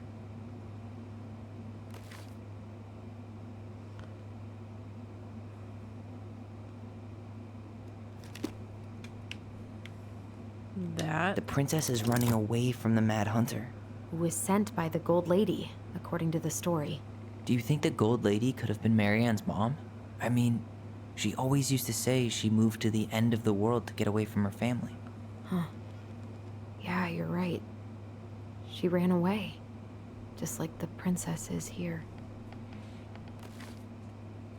The title's different. It's not the same title, so I guess that counts as a difference. Ooh. That's it. Whoa. What's in there? I don't know, but I'm sure as shit gonna look. Pictures, letters. Have you ever seen any of these? All the pictures of Marianne I've ever seen were the ones hanging on the walls. The Gold Lady. That was definitely her mom. So, did Marianne grow up kinda rich? Maybe. Would have been nice to have some of that. Oh, poor thing. Why would she keep an old drawing of a pet in here? I don't know. What's this? Wow, I don't think I've ever seen a picture of her that young. I think that's her mom in the background.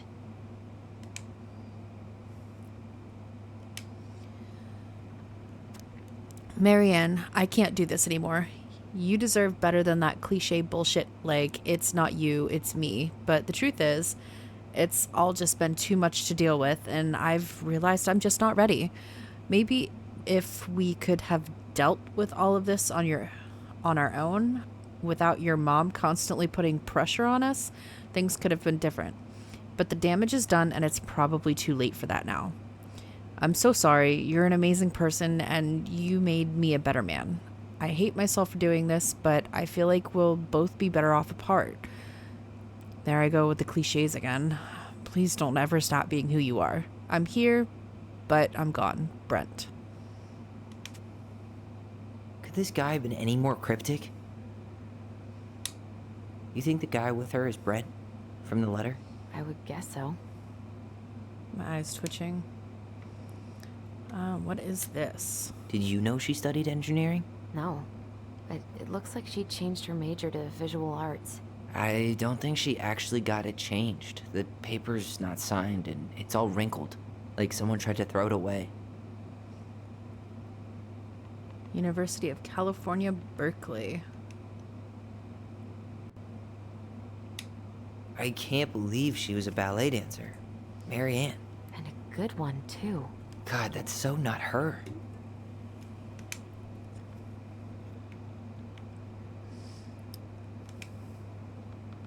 Tyler, see that little light? I think we need to solve this one next. What little light? There's the Gold Lady again. She's all over the board. There was a figure of her in that stash by the Mad Hunter painting, right? Oh, yeah.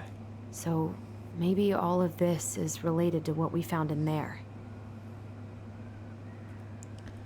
Okay. Her cruel parents kept her locked away in their musty palace. Damn, why it gotta be musty?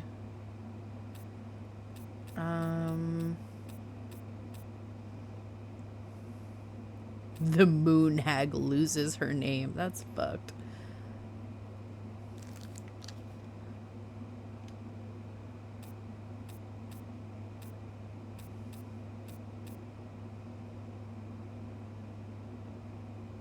This maybe?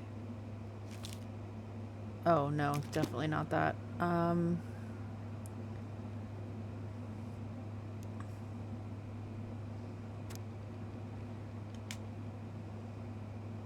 Oh no, that's not what I wanted to do. Fuck. Alright. The princess makes new friends? No.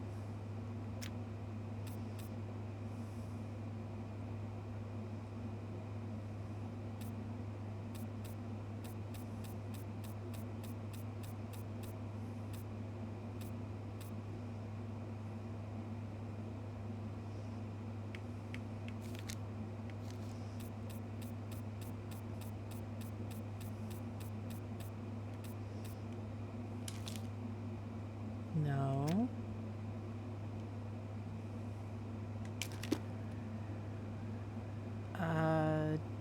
shit.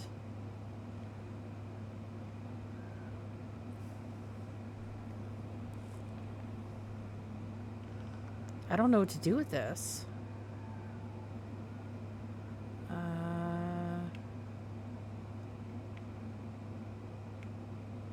Obviously that one, because that's engineering. Hey, I can move the piece next to the gold lady. All these pictures. They look like images from Marianne's life before Delos, don't they? Well, some of them do anyway. Maybe that's it then. We need to figure out which ones are real. Oh, okay. So this one? Is the gold lady setting the animals free? Judging from the broomstick, I'd say she's getting rid of them, not setting them free. The princess dancing, playing violin, spinning wool. I guess this is stuff she did for fun? Notice how unhappy she looks in all these pictures? I don't think she was having any fun. What's the gold lady do? Is that it? It's opening. Ooh. What's in there this time?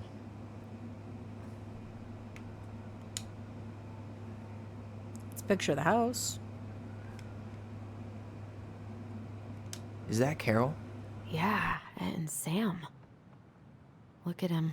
He's so young and happy. And not hammered. Wow. She worked for a watchmaker in Juneau before she moved to Delos. No wonder she was so handy. Here is my Delos Crossing pal's number. I let him know you were interested in the house he's selling, Tammy.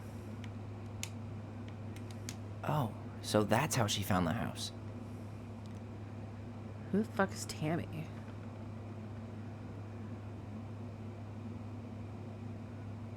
And what was she doing for a clock repair person paying that much after taxes? Shit.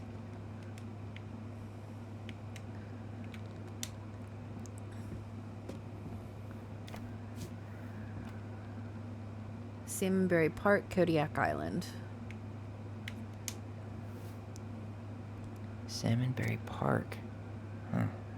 Is that some kind of commune? Looks like it.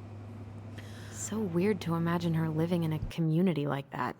With, you know, other people. The weirdest part is how they all seem to love her. Where was prom queen Marianne when the whole town was turning on us? From the good people of Salmonberry Park. June 1992, don't be a stranger. Keep on looking for those answers to the questions in your head to which you're blind. We miss you already, Saul and Bronwyn. We're sorry we're losing you to a modern civilization. We'll miss your positive attitude and your adventurous spirit. Also your wild edible picking skills. Bon voyage. You had the warmest, most beautiful aura, and I know you'll keep on shining wherever you land. Thanks for being a little ray of sunshine. I like your pictures.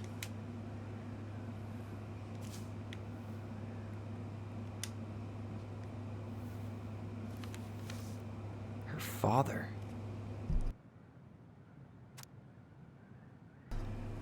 $1996.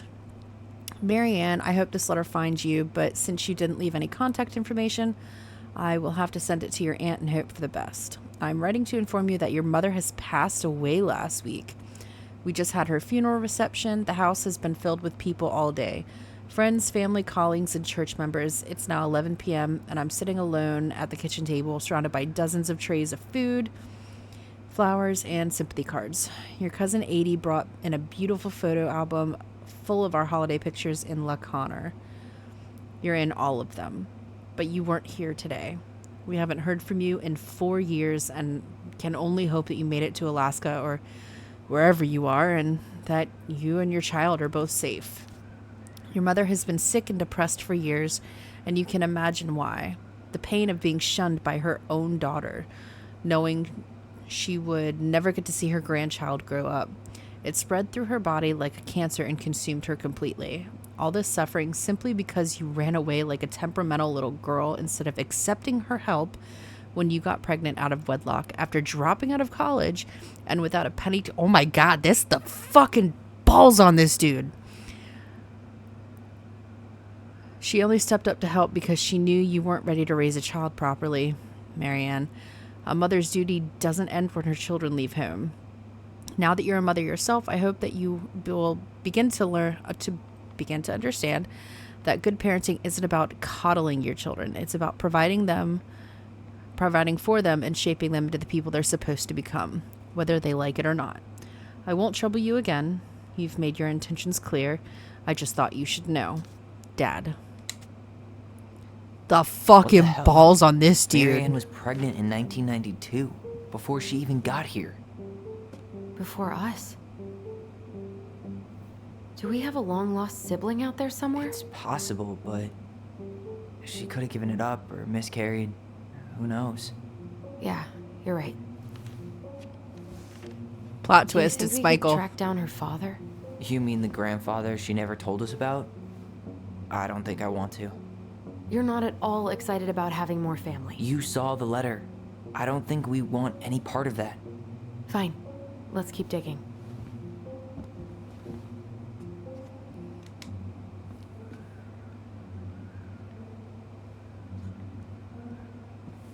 All right, I guess we're going to this one. Just lit up, so I think we're supposed to try this one next. What's this? Some sort of map? One day she took her tiara and ran away to the forest.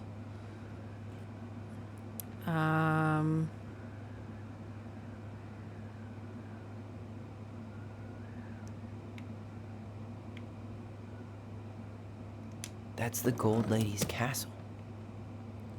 And then she went to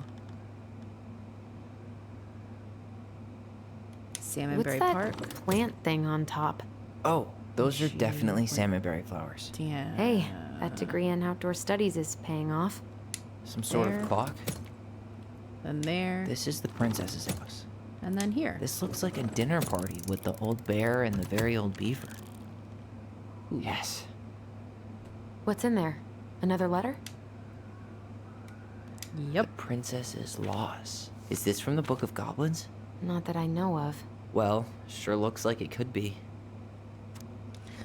Once upon a time, in an ancient and deep forest, there lived a wise princess in a big wooden house. She had made it through the woods, and to that house with nothing left but but the clothes on her back and a single item from her old life, a splendid tiara. She lost almost everything in her desperate flight from the Mad Hunter. The trees tore the rucksack from her back, and shredded her dress and left a pattern of red welts on her skin. But through it all, she clutched the tiara close to her chest, fearing any misstep could cause it to fall from her arms and break. The tiara had its own spot in the big wooden house, a pillow near the window where the sun could catch on its surface to shine and wink. The princess could stare for hours at the tiara, marveling in its beauty and running her thumb down its curves. Every morning she would wake, and she would tend to it, polishing its every surface to be sure it shone as brightly as it possibly could. Then she would pluck it up, place it upon her head, and walk the woods, feeling somehow more complete. Because what, after all, was a princess without a crown? Every night, she would place it upon its pillow, give it a quick kiss, and go to bed. On her way, she would pause and glance back to be sure it was still there. She hated to be separated from it, but she knew it was safest on the pillow while she slept.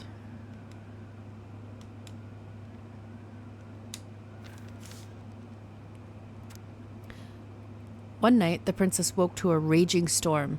The wind howled against the walls, rattling the windows in their panes. Fearing a gust might burst open a window and blow the tiara to the ground, she plucked it from its pillow and brought it to bed with her.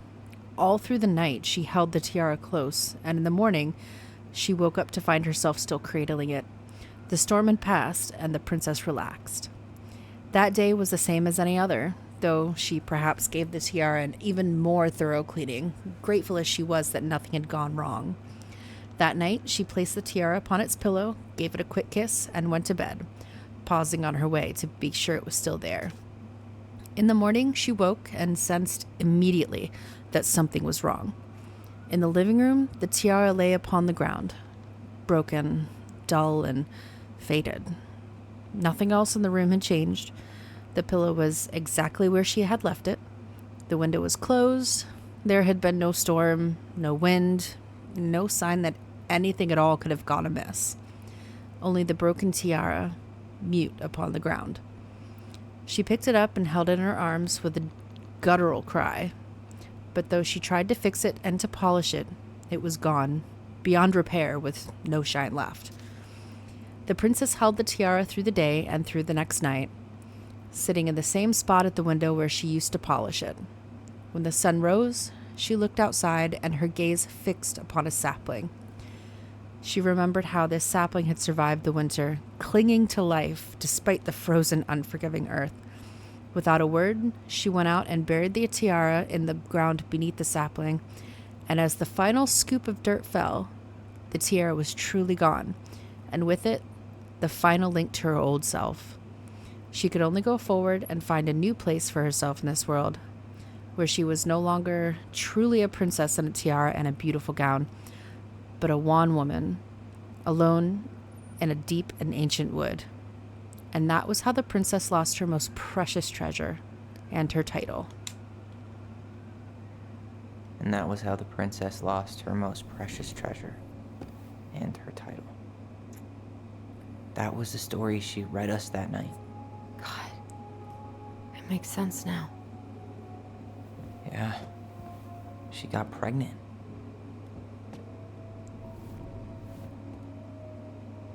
And she ran away to start a new life. Oh my god. I don't know if I'm supposed to say anything yet. And then but I'm going to. She made her way to Delos Crossing, where she was finally happy. I think the tiara was the kid. I think the tiara was the baby. Yeah. Oh, there we go. See?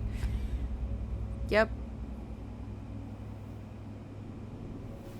I can't even imagine how she must have felt.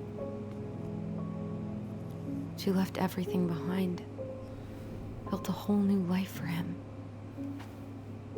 And then he was just gone. I guess having us helped her move on.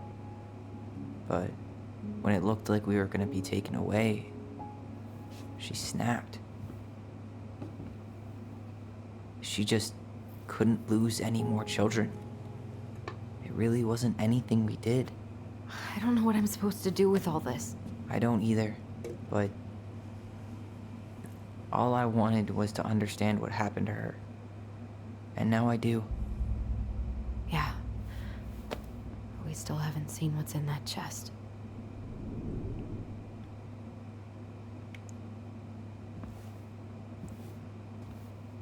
Wait. So, wait. How do we open it? Wait. We still have more panels. We have 4 more panels. What are you talking about? How do we open it? Let's do the other panels. The crafty goblins' good deeds. Why are these pictures from the Book of Goblins here? Oh, we can't. I don't know. Oh, shit. We can't open them yet. L-O-E? Okay. Shit. L was red. Alright, should be easy enough. L. O.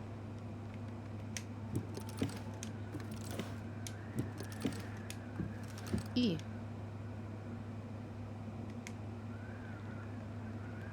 Alright, should be easy enough. Shit, was that wrong? Yes. Damn it. Why don't we just break this open? There's a crowbar right downstairs. What? No. You don't want to try and figure out what all this means? Why I'm did I do so done that? with her riddles. E.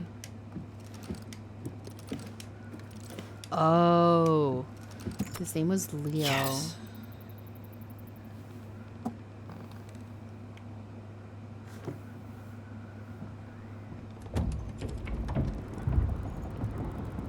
Whoa. Whoa. Did it just get darker in here? No.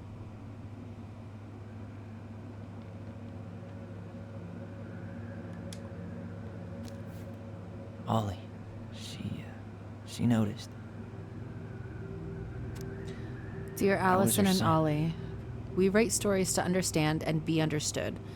But what good is a story without a first act? I'm sorry I kept mine from you for so long. All my love, Goblins. Why does she have a photo of that tree locked in here? Because that's a sapling, you dipshit. Oh, he's cute. Is that... Leo Ronan.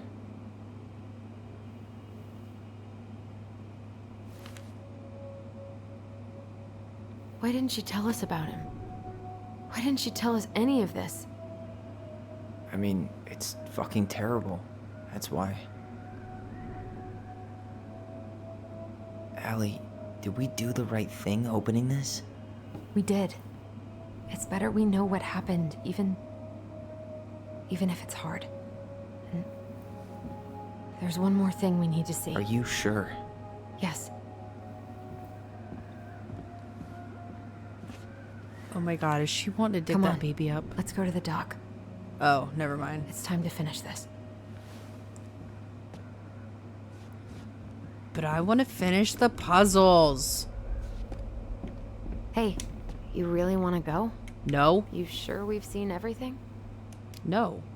I don't want to go. I guess we could stay a little longer if you think there's more to find. The very old Beaver's repair list. That's the story where the princess's house gets damaged by a storm and the animals help her fix it. Okay. Beaver fixes the house. Alright. Once upon a time in a ancient and deep forest, there lived a wise princess in a big wooden house. One night, a particularly violent storm shook the house. It shook the shingles on the roof and the planks on the walls. It even shook the beams on which the house stood, blowing the whole thing near to the ground. The princess hid in a closet, fearing the house would come down on her as she slept. In the morning, the house was still standing, but badly damaged. The storm had blown the shingles off the roof and the planks off the walls, and even bent a post upon which the house stood. The first two things she could fix, but the last concerned her. What will I do? Despaired the wise princess, for though she knew many things, she did not know how to fix a big wooden house. Just then, the old bear came by to see if the princess had any trouble in the storm. When he found her nailing planks back into place, he said, "Stop, princess, let me do that for you." "I'm happy to do it," said the princess, "but if you want to help with the roof, you may." When the pair were done with the roof and the walls, they examined the bent support post. "I could throw my body against it," said the old bear. "I am very large." Yeah. Okay, so What did they do to fix it again? this, She fixed the roof shingles. this, She fixed the planks that were blown off the walls. this support beam. She slapped the post with it. All right. Oh. Ooh. Damn. That must have been rough on Eddie. Yeah, he doesn't really like to talk about her. Dear Marianne, you cover your ears every time I try to have this conversation with you, so I thought I'd have a better chance by doing this in a letter. I know you don't like saying goodbye, so I'll keep my melancholic rambling short and sweet. Oh, ad break. Before the Cape and the bustling city, who captured the heart of the future Superman during his high school days at Smallville? Find out when the ad ends. I want to thank you with all my heart for taking care of me for these past few months. I can't even imagine how exhausting it must have been for you to look after a sick old lady when you also have 2 small children at home. I know you want me to keep fighting this disease and hoping for recovery, but it's always been a great strength of mine to know when it's time to let go, and that time has come. Why is it doing that?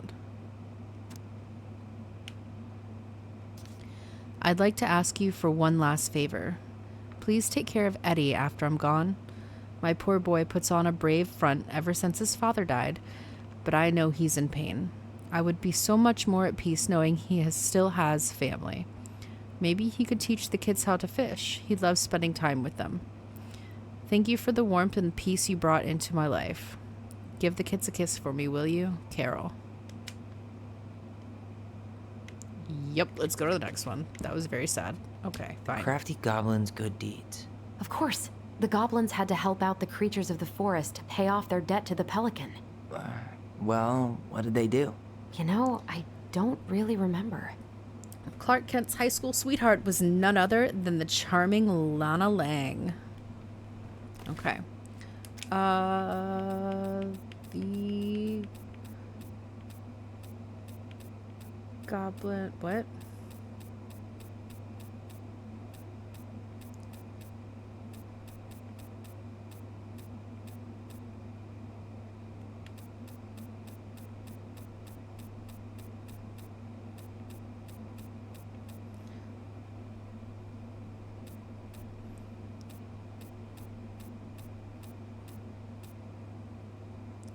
Am I just not seeing it?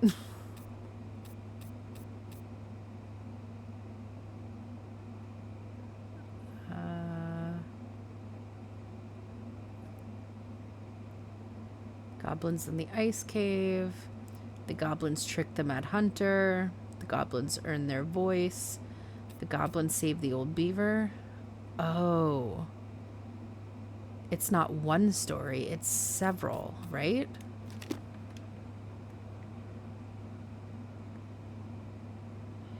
Yeah, okay. So... perhaps we could live here. Moments later.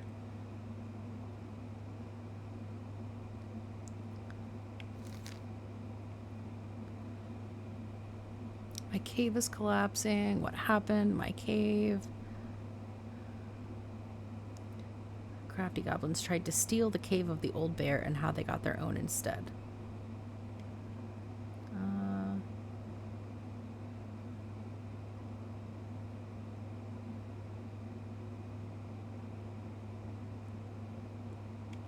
No, it's not right. The bear's big paws.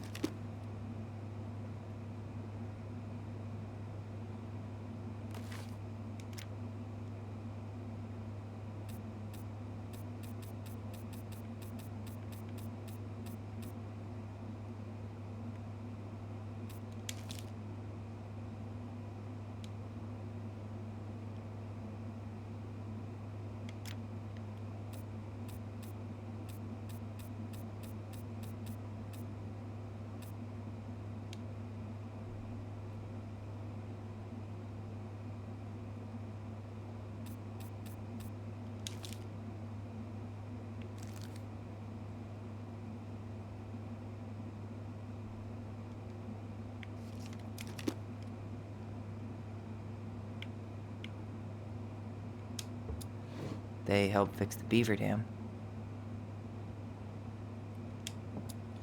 They broke open the beehive for the bear.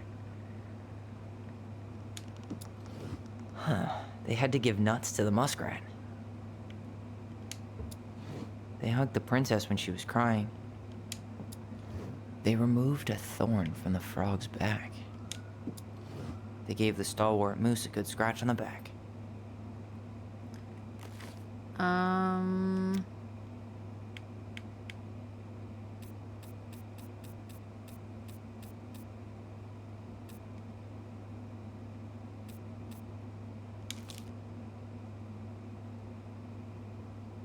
Okay, so what if we do it in order?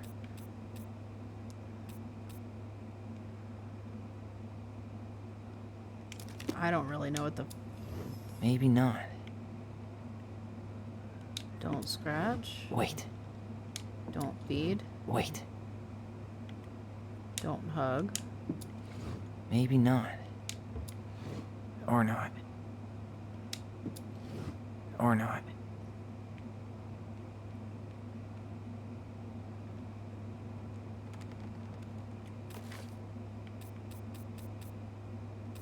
The big frog is punished.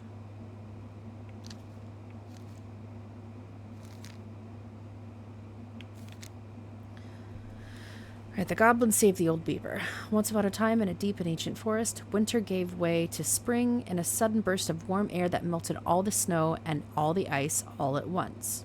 The river swelled until it could no longer hold all the water in and spilled out to create a new river in places where no one was expecting them. The whole of the forest went into a panic, looking for shelter from the rising waters. The very old beaver had been working on her dam when one of those new rivers came rushing right at her. She screeched and squealed, but whatever direction she ran, more water appeared. She was caught in the flooding, and though she had once been an excellent swimmer, age had taken its toll, and so the raging water carried her off at a speed she couldn't control. "Help!" she called.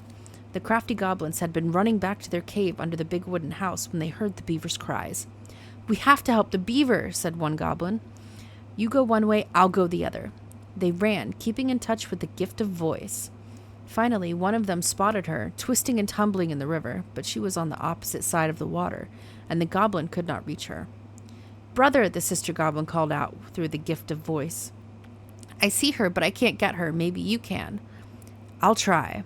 The goblin guided her brother so that he would hit the river in just the right spot to reach the beaver. The plan worked, and soon the second goblin appeared in just the right spot. "Beaver!" he shouted, holding out a branch. "Grab a hold of this!" The beaver grabbed it, but in her panic, she pulled the goblin in two. "No!" cried his sister. She ran as hard as her legs could go, managing to outpace the river and get ahead of the beaver and her brother. Searching for some means of getting them out, she spied a low-hanging branch. They'd zip quickly by it, but if they were fast enough... "Brother!" she cried out through the gift. "You're coming up on a low-hanging branch. You'll zip by it quickly, but if you're fast enough..." "I got it," said her brother, and then he said to the beaver, "Get ready to grab a hold of a low-hanging branch. We're going to zip quickly by it, but if we're fast enough..." Suddenly, they were right in front of it and reached out, snagging hold. Though the water beat against them, trying to shake them loose, they pulled themselves along the branch back to dry land. When they were safe, the very old beaver thanked the goblins. "But how?" did she ask. She asked, "Did you know just where to find me? And how did you know that branch was coming?" The goblins shared a secret smile. "Just lucky, I guess," they said. And that is how the goblins saved the very old beaver from the flooding river, and how she never knew how they did it. They helped fix the beaver dam. They did not help fix the beaver dam. Actually, I'm not sure.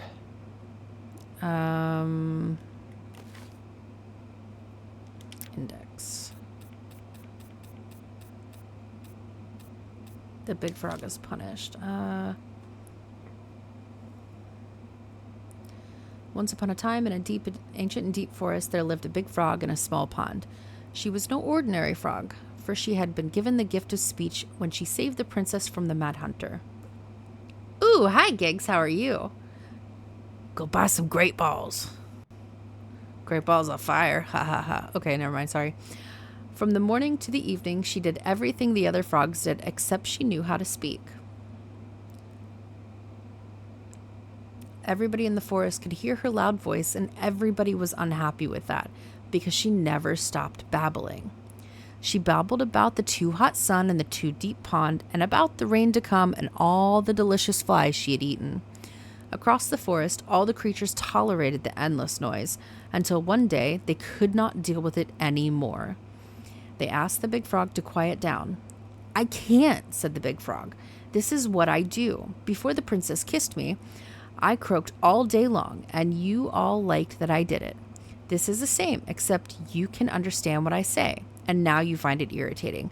But I can't change what I am, can I? Could you?" All the creatures agreed that she was right, and it was rude of them to ask the big frog to stop doing what she had always done. So they returned to their own parts of the forest and let the big frog do what frogs have always done, jumping and talking some more about the too hot sun and the too deep pond, about the rain to come and the delicious flies they have eaten. And for a time, it was all right. But in the forest, word travels fast, and everyone has a story to tell. The big frog, who being who she was, gossiped and gossiped about everything she overheard. She told the bees that the old bear had stolen their precious honey 2 years ago, and she told the beavers that eagles had stolen their precious wood. She told the deer who had killed her fawn, and she told... Wait, what? She told the deer who had killed her fawn, and she told the tall spruce who had carved a cuss word into its bark. Once again, everyone in the forest asked the big frog to keep quiet, for now everyone had a grudge against everyone else. But once again, the big frog would not listen. When I was just a frog, you never paid attention to me, and nobody helped me when the Mad Hunter hunted me for sport. This was only a right for a wrong, and I won't stop talking. The fuss went on, and the noise was so loud that the Ice King himself awoke and decided to see what was going on. "Silence!" bellowed the king, and even the big frog stopped babbling. Once the forest was quiet again, the Ice King patiently listened to what each and every animal of the forest had to say, until finally he made his way... Hold on, I lost my place. Shit. Until finally he made his mind. "Big Frog, you have abused the gift of speech, for you have only used it to get revenge. Despite knowing that words can be hurtful, you threw them around without caution, and you caused too much trouble." The big frog opened her mouth to protest, but the Ice King raised his finger before she could say another word. "Since you received the gift of speech for a good deed, I would not dare to take it away from you. So here is your punishment. I will tell you the biggest of my secrets. It is a secret so powerful and so dangerous that it will frighten you. But if you ever reveal it to anyone..." The Ice King bent down and whispered such potent words in the big frog's ear that the poor creature started to tremble. "Now go on about your business, all of you, and try to forget what the big frog told you, for you are all living in the forest and you have nowhere else to go." And this is how the big frog irritated the Ice King and how she was punished. There's nothing about a thorn.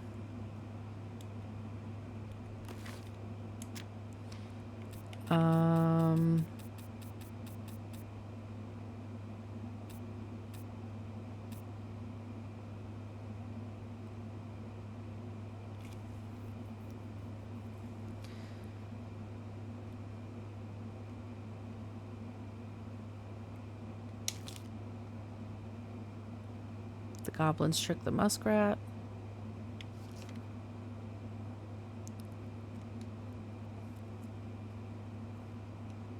Okay, no. It's about him losing his coat.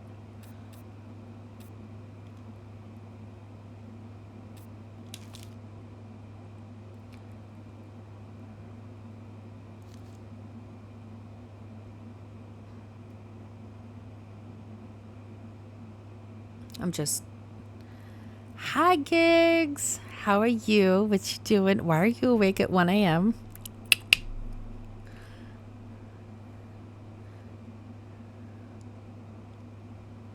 Okay, no, not that.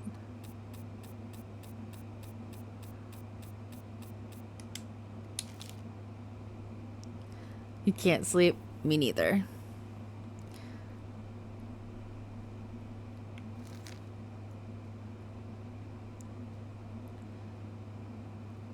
Oh, okay. Finally they found out about... Finally, they found the princess crying over a loss she would not speak about, so they wrapped their little arms around her in a great big hug and stayed until she felt better. Okay. So they hugged the princess. They hugged the princess when she was crying. They did do that.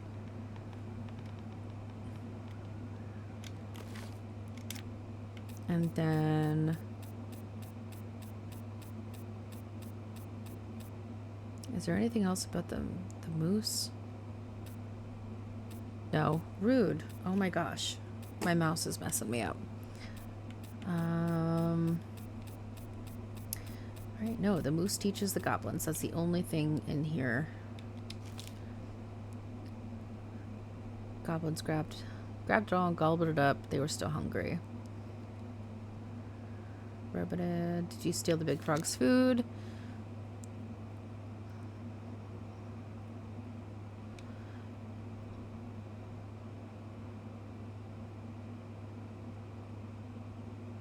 Next stop was the river. They watched as Old Bear swiped at a leaping salmon, catching it deftly in his large paws. Are you going to tell me Old Bear said you could have that? Yes. The Old Bear ambled up at that moment, and the moose asked him, "Did you leave that fish for the goblins?"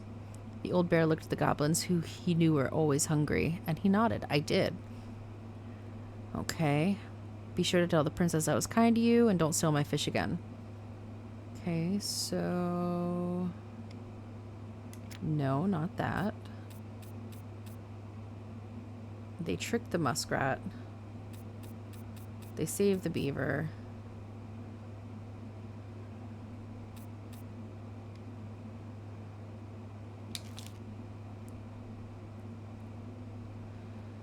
Once upon a time, in a deep and ancient forest, there lived a pair of crafty goblins at a cave below the big wooden house. Pious Pelican landed on Rop and dumped a smorgasbord from her beak, which the goblins knew was magic and never emptied. Ooh, wait, that's the picture. That's the picture. Okay,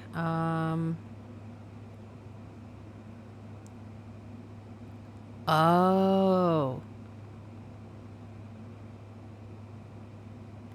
You know, it took me like, what, fucking 20 minutes to realize this is all from one story? God damn it.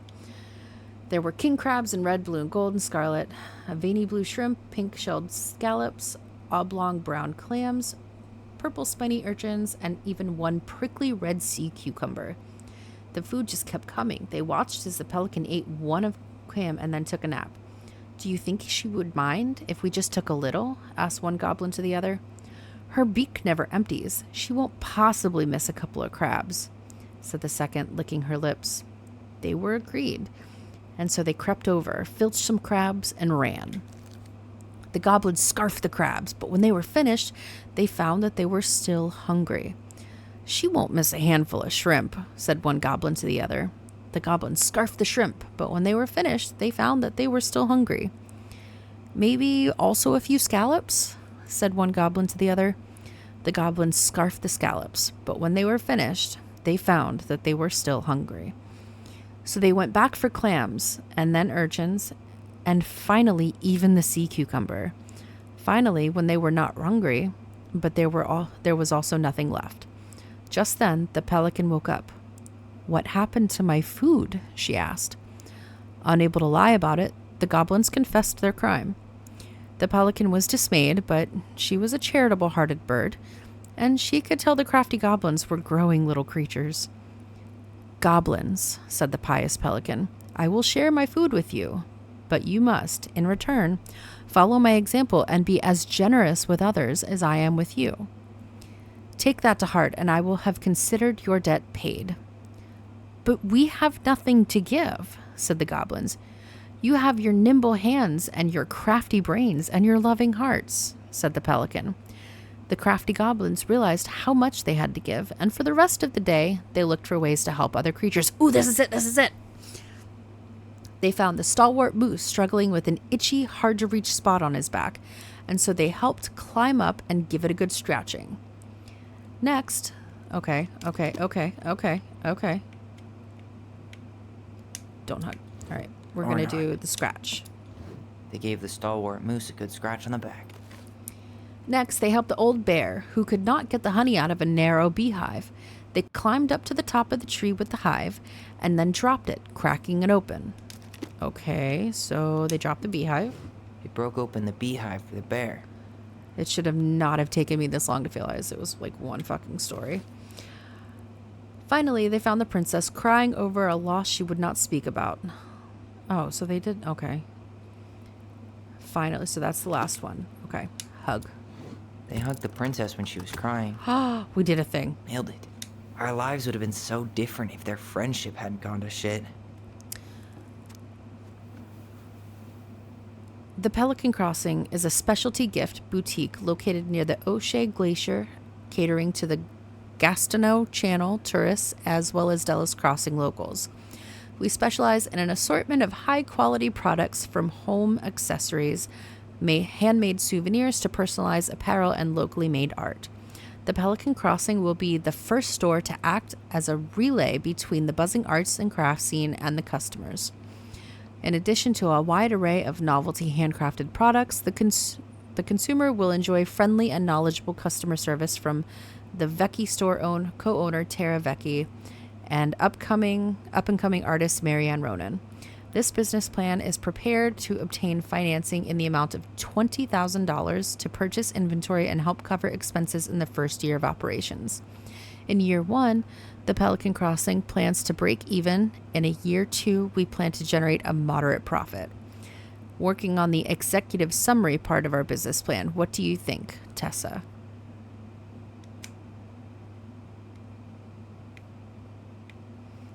All right. Before we start this third one, let's take a quick break. Pause. And maybe oh, stand by. Why is this taking so long? Hurry up and do the thing. Yes. Okay, got it.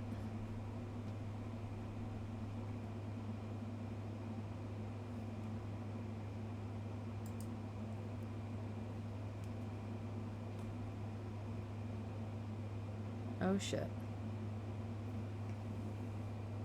Do I not have the right source code?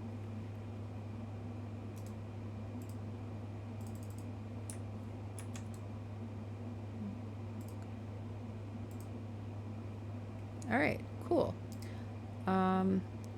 Do that while I'm going, and I'll be back.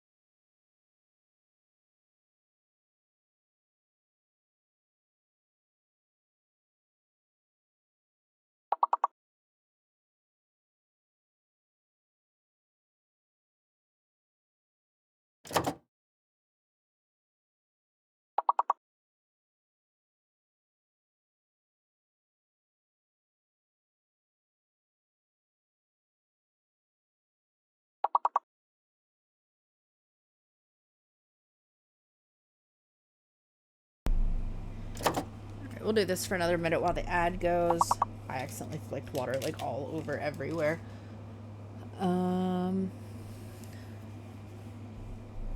I don't know what this is. And of course it doesn't tell you. Okay, we'll do maybe one more round.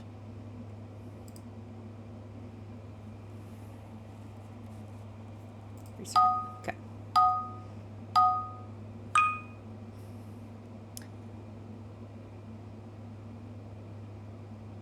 I'm sorry, what? Oh, I'm not typing. Haha.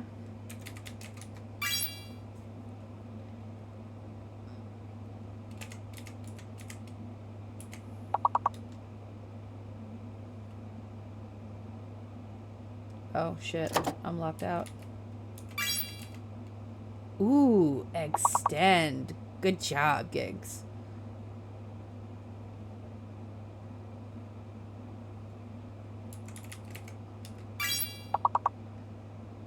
I don't know what this word is.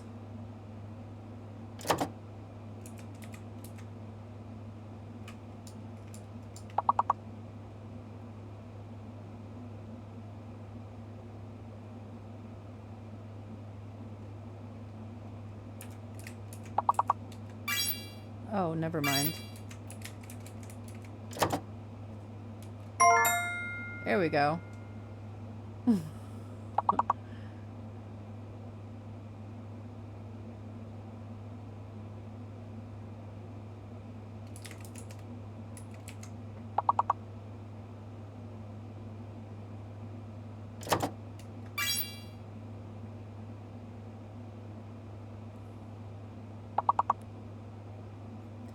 Should we do one more round since we completed this one, and then we'll go back to the story?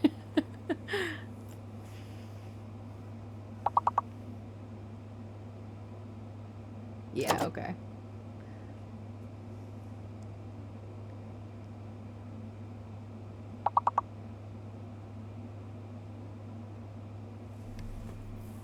Alright. One more round. We'll make it quick.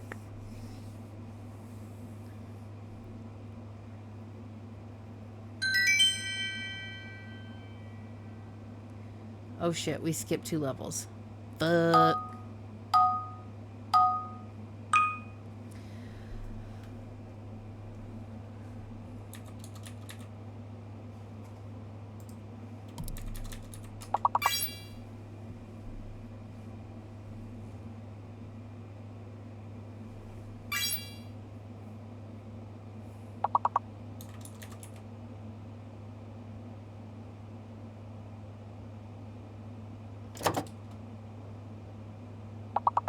Oh, poot is absolutely a word.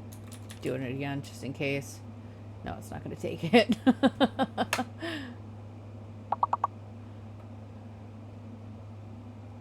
What is this word?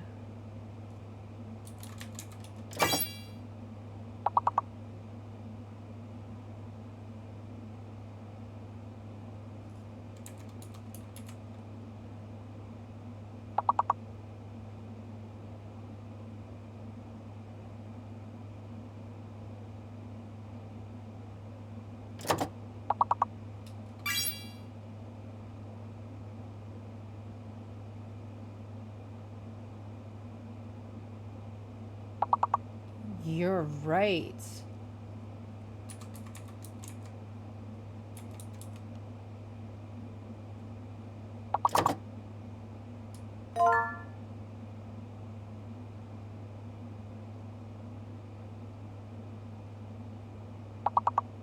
Look at the big brain on Gigs.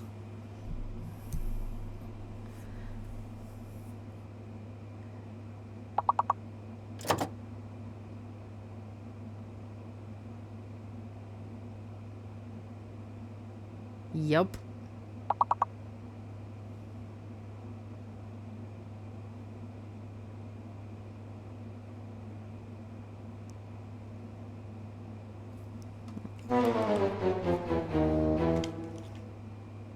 All right.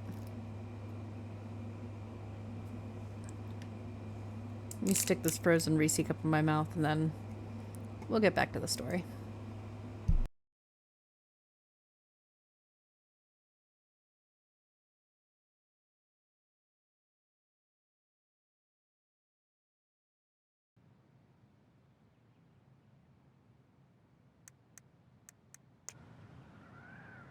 The old bear's gifts for the princess.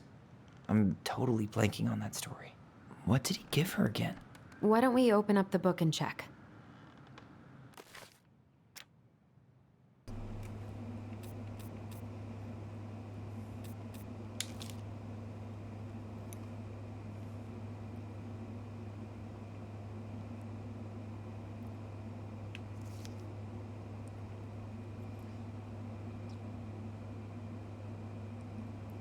All right, so he first caught her a fresh salmon.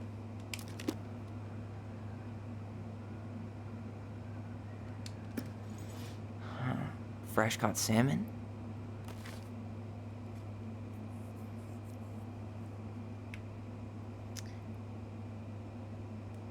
A ring of spruce.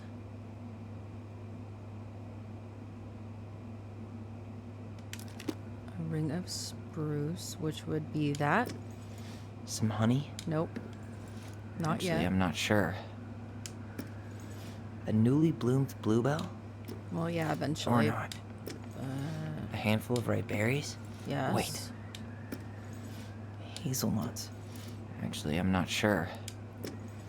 Some roses, maybe? No. Maybe not. Okay.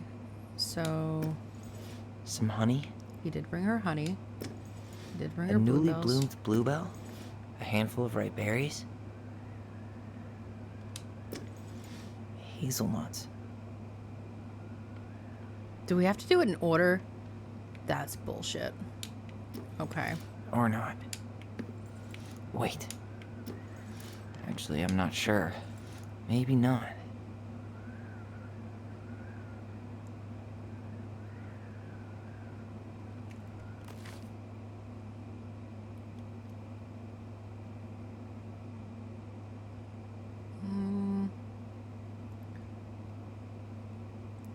The bluebells.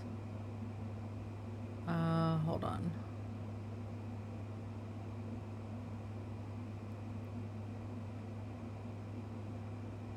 Fresh salmon and ripe berries and newly bloomed bluebells.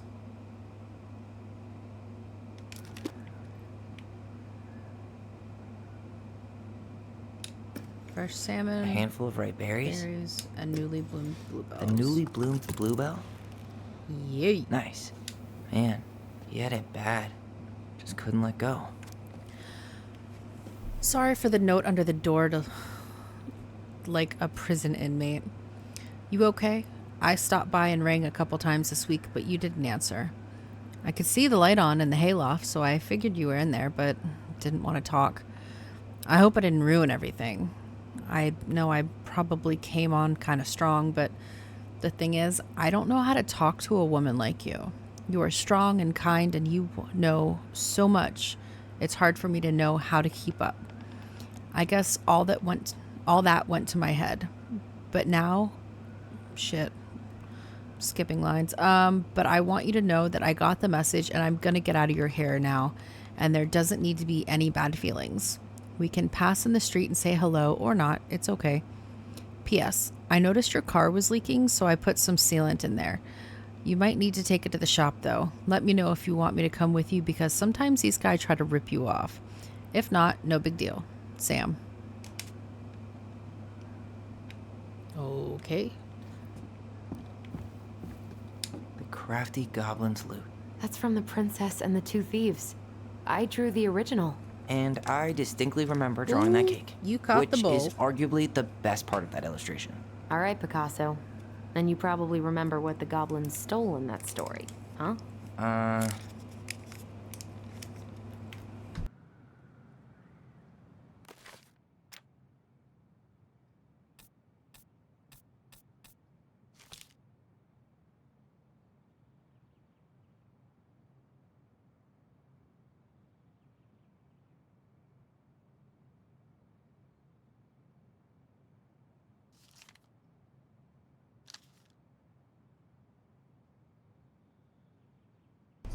Fruits and nuts and eggs.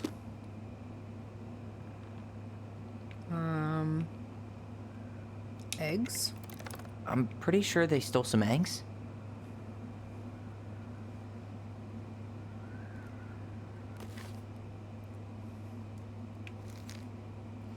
Maybe it's the birds or the mice. But then small items started to disappear as well. Spoons and plates, forks and knives, and blankets.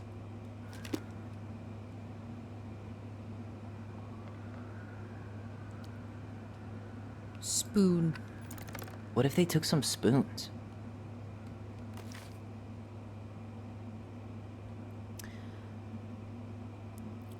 No traces in the snow. Maybe the thief is hiding inside my house. And search for food kept on disappearing at night, night after night. I will make a cake. Found the princess. A big cake with every egg and fruit and nut I still have. Wait. Did I fuck up? Fruits and nuts. Okay, so they took the fruits. Maybe they took some of the princess's fruit? Oh. That's it. I always wondered where that drawing went. She said it was her favorite, and then one day it just disappeared. You're the best mom in the world. The prettiest princess. That's sweet.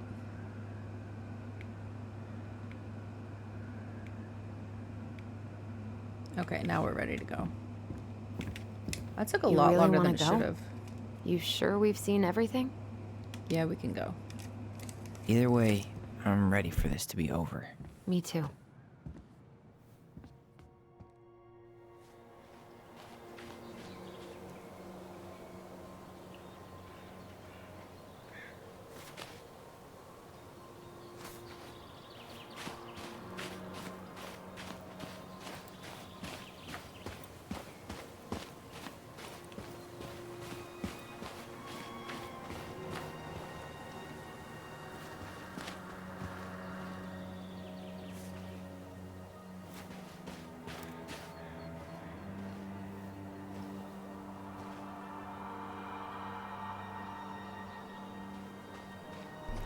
It's where she buried the baby. I'm sorry, she buried the tiara. The tiara that was a baby. It's time for us to figure out who Marianne was arguing with on the dock. Are y'all ready for this? This is a big reveal. I think I remember who it is.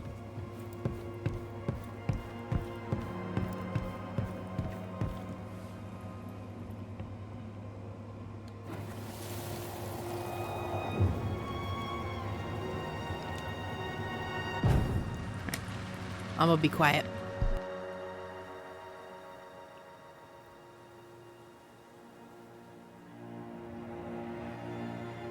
Almost.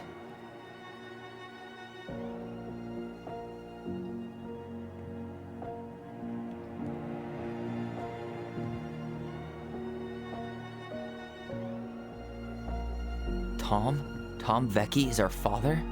Of course. It had to be him. Tessa knew, didn't she? Yeah, she must have. That's what she didn't want to tell us. God, Marianne and Tom? I know. What should we do now? Yeah, call him out here and make him tell us what was going on. And if he won't? We know his secret. He will. Tom? It's Allison. We need to talk. We know it was you.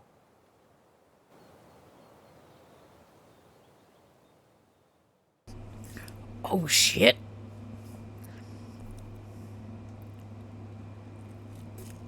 Legion, you have COVID? Also, I'm hydrating. Oh god, I'm sorry.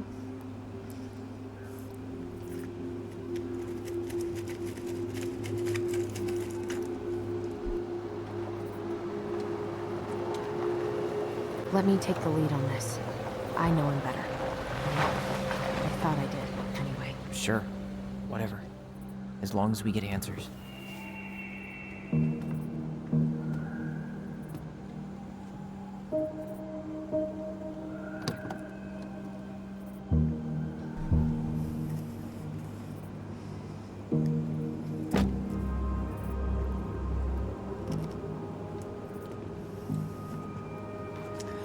look at it this way. You got time off work, right?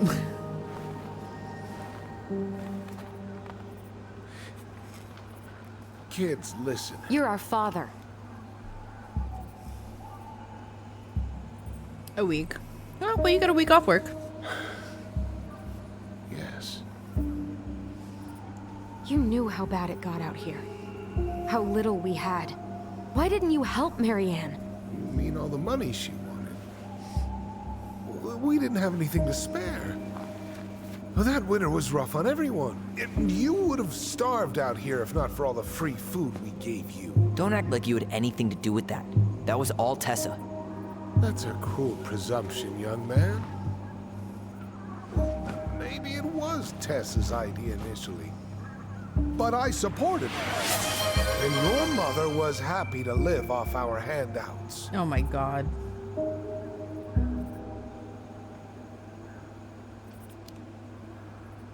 You tried to burn down our barn and knocked Tyler unconscious. I never meant to hurt anybody. You weren't supposed to be home. Doesn't excuse the fact that you didn't even stop to help. What do you want me to say? I panicked. I was terrified that this whole thing was gonna blow up in my face. I had to do something.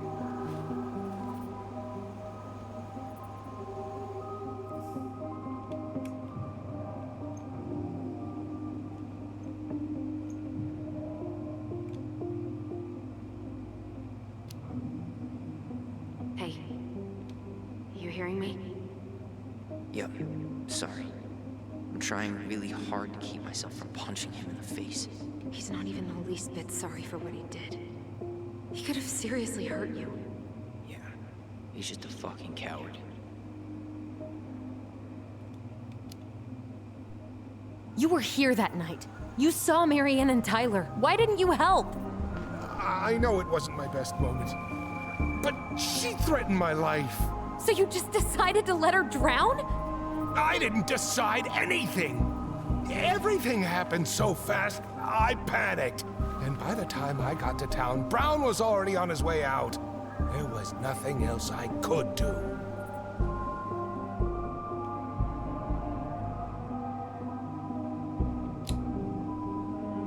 Does he really expect us to believe there wasn't anything else he could have done that night?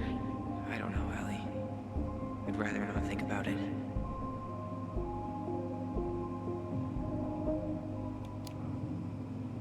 So what do we do now? We tell him he's gotta fix the mess he made, one way or another. You failed us, Tom. You need to make it right.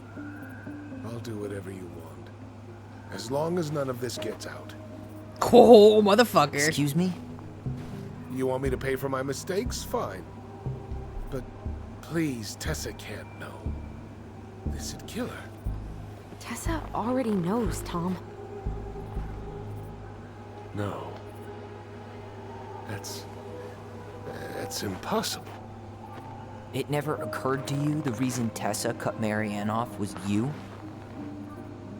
But she never said anything. Oh, Lord. You should try talking to your wife. Maybe if you had, we wouldn't be in this situation. And maybe Marianne wouldn't be dead. Oh, come on. You of all people should appreciate how troubled Marianne was. She was unhinged. Something like this would have happened sooner or later. Fuck you, dude. That was convenient for you, huh? You preyed on her because she was vulnerable. And you knew you could always blame it on crazy Marianne Ronan if you got caught. It was nothing like that. Nothing at all. Your mother was a very pretty woman. Oh, Jesus Christ. And she'd been so many places and done so many things. The way I always thought I would have. I got caught up. Love made me a fool. Look, I made mistakes. But this will not go any further than the three of us. Why? The fuck it won't. We know. Tessa knows. Marianne's dead. There's no point in hiding it anymore. He's afraid it'll tank his campaign. Am I wrong? Jesus, Tom. I've kept your secret all these years. I don't want to go spilling it, but I will if I have to. What? Yeah. Your little story about self-defense. I've never told anyone how Marianne really died. That night, I came out here because I was worried about your mother. Sure you did.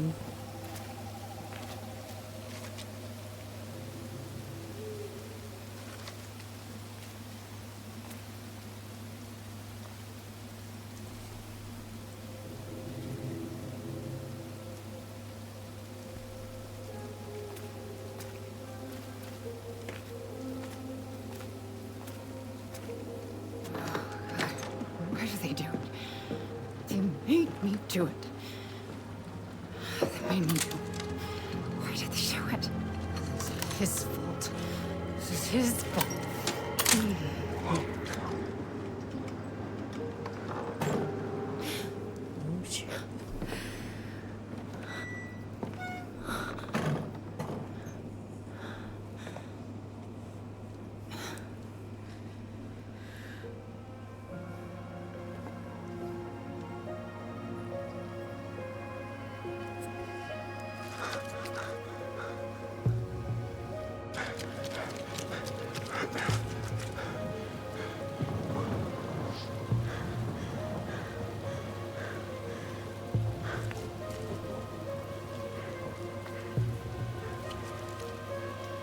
Manhunter.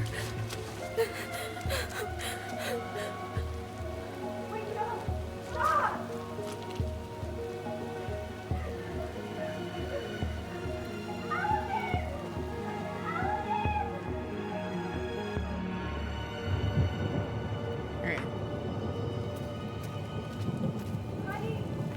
Stand by.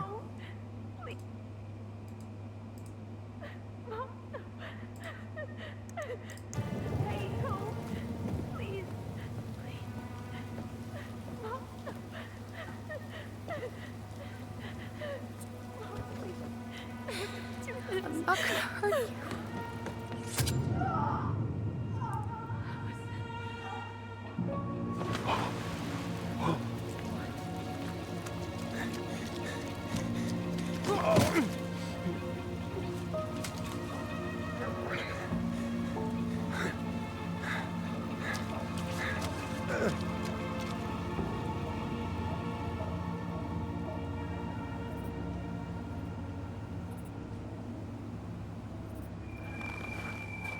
No!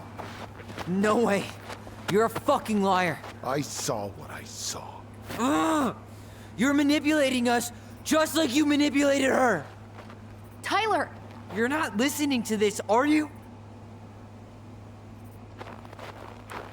Be smart about this, Allison. Are you sure you want this to get out? You've got way more here to lose than he does. No, fuck His you. name will be all but clear, but you'll be a killer. What will your uncle say? And Michael? Well, the whole town might turn on you. Don't touch her. You know I'm right. Just get out of here, Tom. Tyler and I need to talk alone. Just please. Think twice before making any rash decisions. There are a whole lot of lives at stake here. Leave us the fuck alone. And never come back.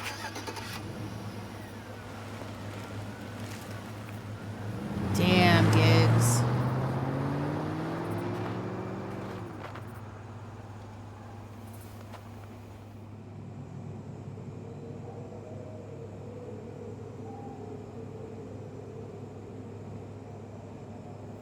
Allie, you okay? You didn't let that asshole get to you, did you? Did you? What if he's right? I've been having all these nightmares about that night, and they were a lot like how Tom said. And now, when I try to remember, that's all I can see. He's trying to mess with your head, and you're letting it work. No, it's more than that. Ever since we started digging, I haven't been able to shake this feeling like something's off. Something's off because he put this in your head. Don't let him get away with it. He might not be lying. We keep getting things mixed up. We remember totally different versions of the past. Those are just details. This isn't that. She was going to kill me. I'm not so sure anymore, Tyler.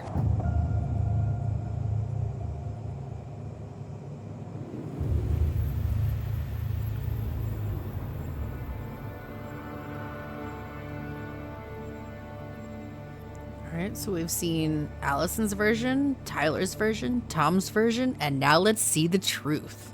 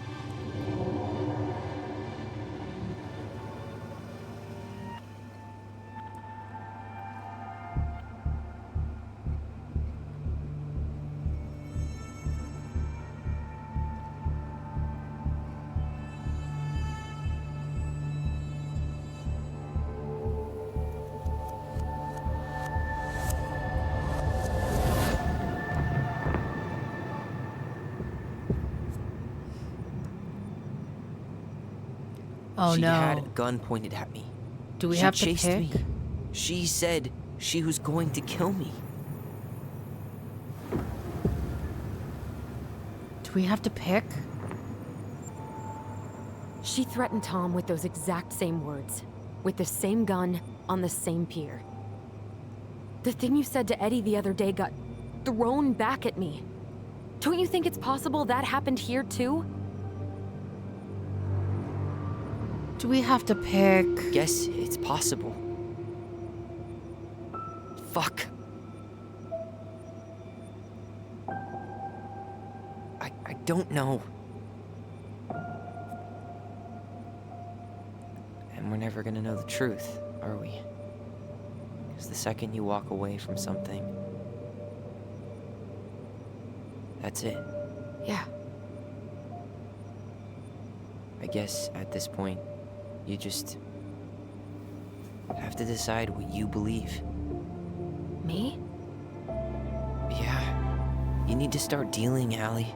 And that means coming to terms with whatever version of the past feels the most true to you. No more running. Whatever you choose. Now You we're gotta gonna live fuck with that it, man's life up. Okay?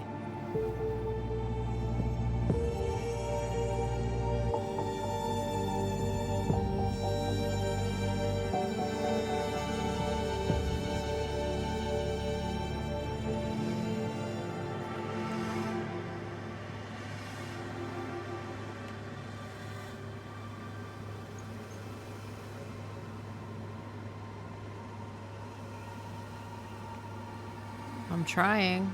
I'm trying. Oh shit. Well, we might as well wait because we're in the middle of an ad. Can you name the artist who topped the charts in the 70s with the song The Night the Lights Went Out in Georgia? Fucking no, but I know the song. All right. Oh, the fucking controller was off. Awesome. I'm not gonna hurt you.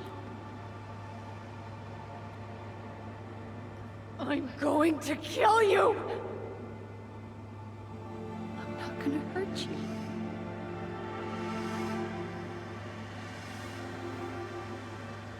I'm go- All right. Real talk, guys. Do we stick with the version we've been told? The one we've been told over and over and over and over. And the one that we've been telling everybody for the entirety of the game? Or do we go with Tom's version and say that she wasn't gonna try to kill the kid?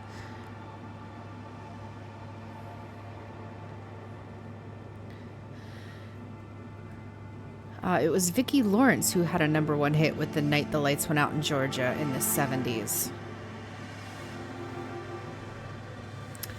I'm not gonna hurt you. I'm going to kill you! Oh, we're gonna fuck this man's life up. I'm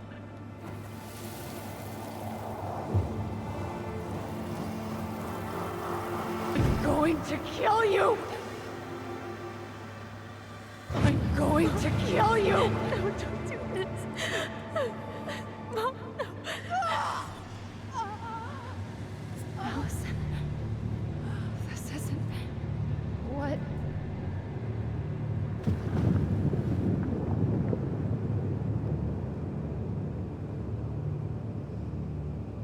Tom was lying. Marianne couldn't face being separated from her kids again. And the only way to make sure that never happened was for all of us to go together. I know it in my heart. I saved you. I saved us. I know. You did the right thing.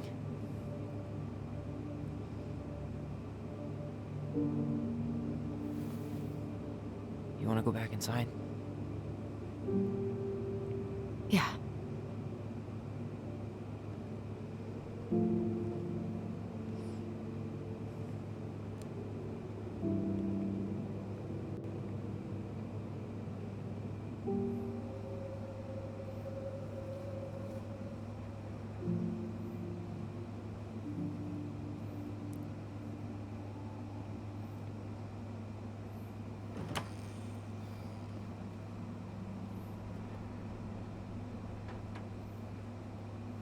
Hey, peep what I just found downstairs. What do you think? Will it have aged well, or just gone bad?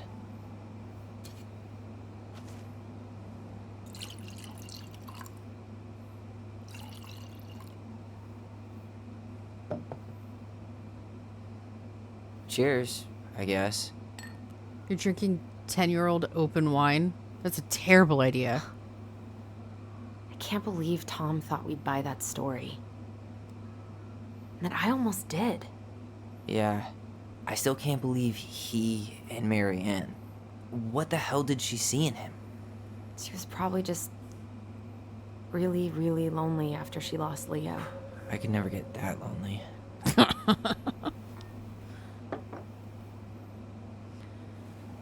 Listen, with everything that's been going on, it got me thinking. About our voice. Like, that maybe we should stop using it. What? I just don't trust it. And I think we'll be better off without it. This morning, I kept getting these horrible visions. Of you and Marianne and Eddie. Visions. It's definitely vinegar. Like, That's our memories? gross. Yeah, but different. It was all my worst thoughts brought to life. You were in my bedroom saying I abandoned you. Eddie called me a snake. I'm sorry. I should have been there for you. It's okay. I was the one who walked out. I can't let that happen again. I don't think it will. Something's been pushing us to find answers. And now we have them. Maybe I'm wrong. And if it stays bad, We can stop. But I really want to keep what makes us, us.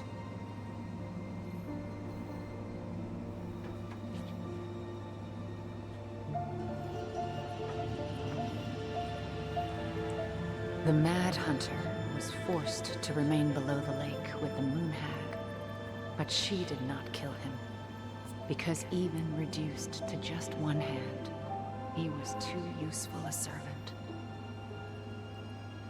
Lo, he plotted What do you the day think, he would emerge, brothers and to sisters? once again hunt the wise princess and earn back his left hand. Always.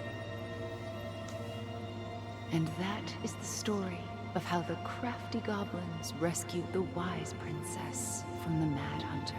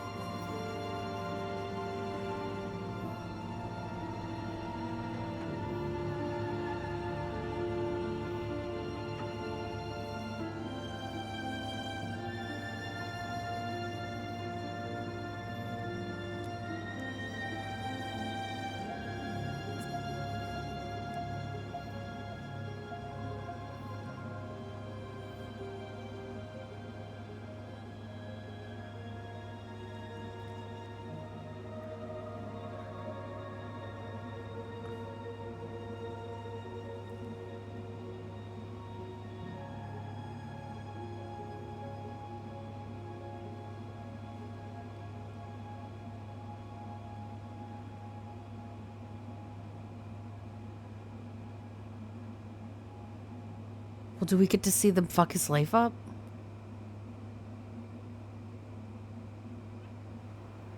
Maybe. 6 months later. 6 months later!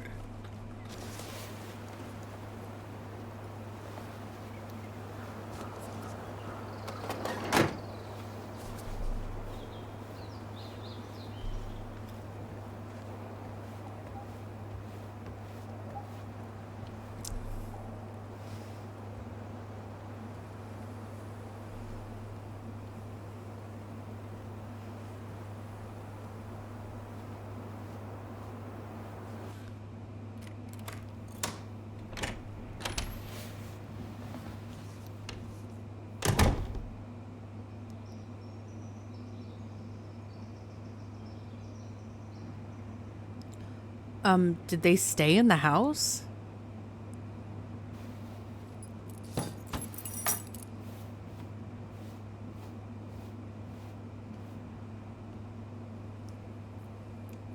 Fix the sink, call Tyler, buy flour and milk, I think. Hey, it's me. Hey, everything okay?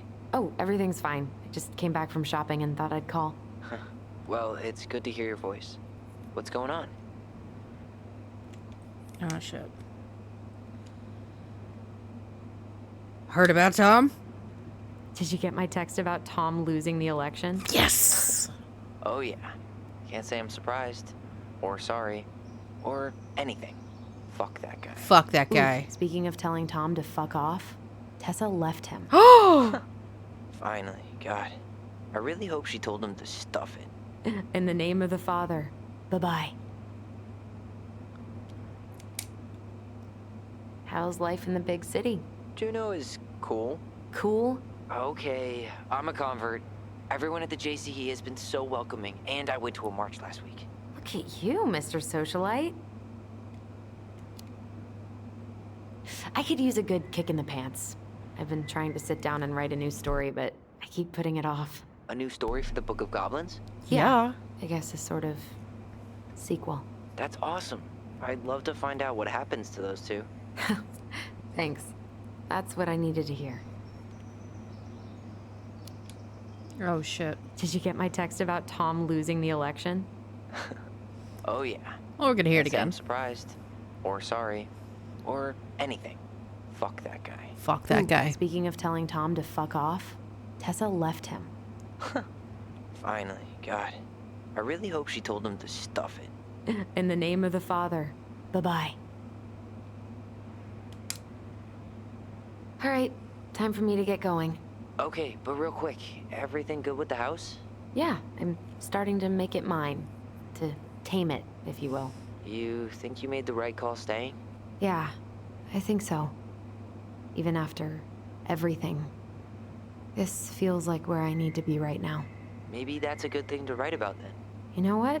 That's not a bad idea, actually. Okay, but you better give me credit if you do. Will do. Love you. Love you too, sis.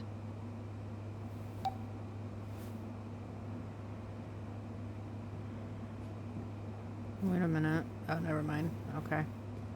I was like, wait, where's the upstairs, like, balcony? It's right there. That's cool. What is this?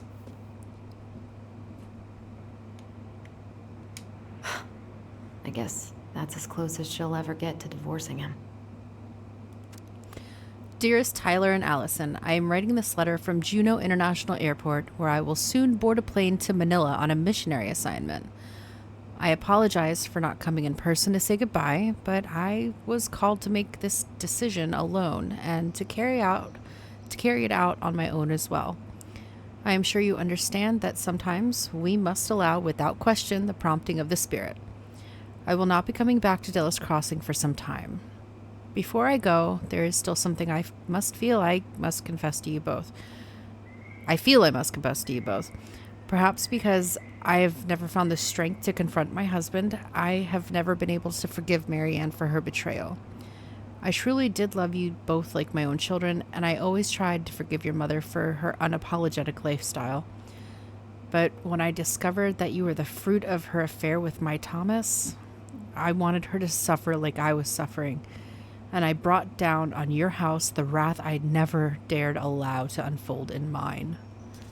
I've been deeply ashamed all of these years, and I'm surprised with how much better I feel with it out in the open. The greatest thing about truth is the peace it brings to your life. I hope you can find it in your hearts to forgive me.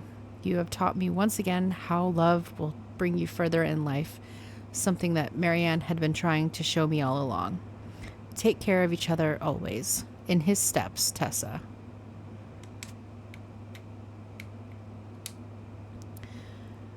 What? Hey, Allie. I knocked a few times, but you weren't home. Took a look at the deck, and it won't need much work. Just a good scrub and oiling. I know you told me you wanted to take care of it. All the stuff you need should be in the barn. You know where to find me if you do want me to fix anything up for you. I'm still pretty good at fixing things. They only blow up some of the time. Haha. That was a joke. Except that one time. P.S. Say hello to your brother. P.S. again. I think I hit your mailbox with my truck. I'm an ass. Call me to fix that too. I'm assuming that's Sam. Okay. Ooh, what's this? Quit smoking today. No.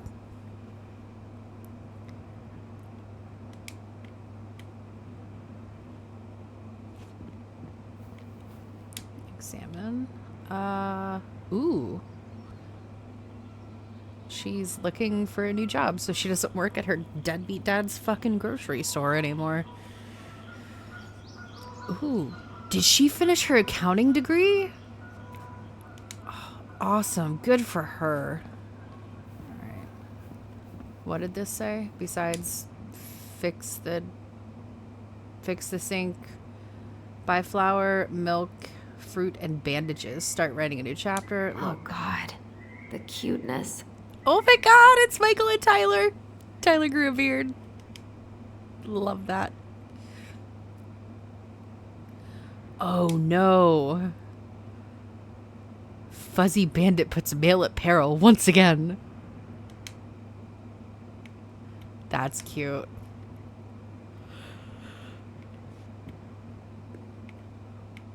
All right, let's look in the box. What's in the box? That 20 extra miles for groceries, but better that than the awkwardness of going to the Vecchies. Okay, so... Oh, there's things over here. Look.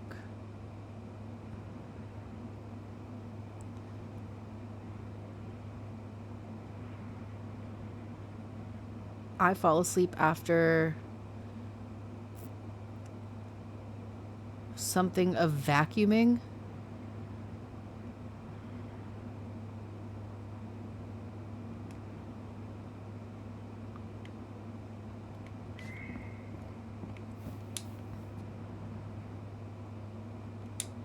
Next message. Hey, Allison. Guess you're not answering your landline either. Just wanted to check in and see if we're still on for dinner tomorrow.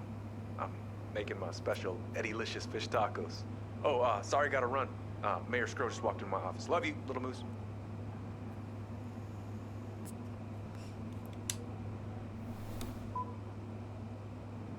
Hey, Princess. Well, I'm doing like you asked and on ahead to let you know I'm on my way out to replace that door. So, heads up. See you soon. No more messages.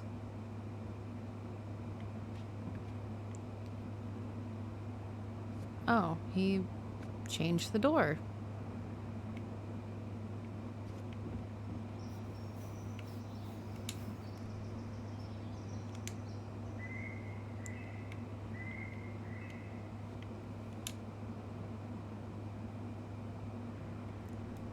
Allison, Tyler, and Eddie. D, maybe? Michael, Eddie, Tyler, and Allison.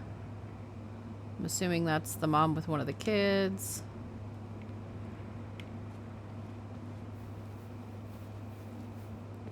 Ooh, the wallpaper's different.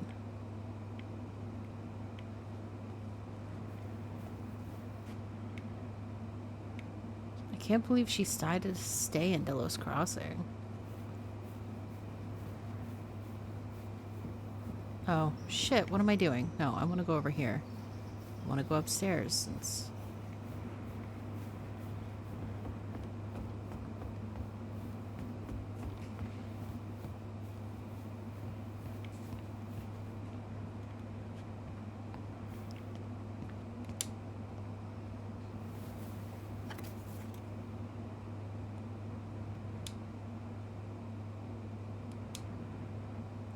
Oh, it's holographic. Okay.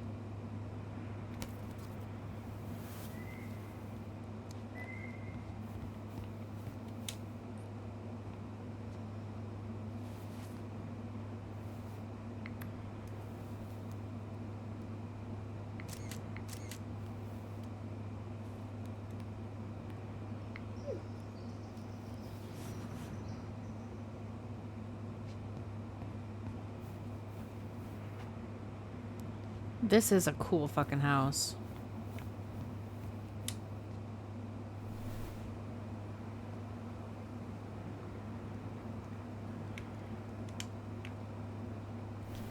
There's a record player. Okay, going right down there. Can we put music on?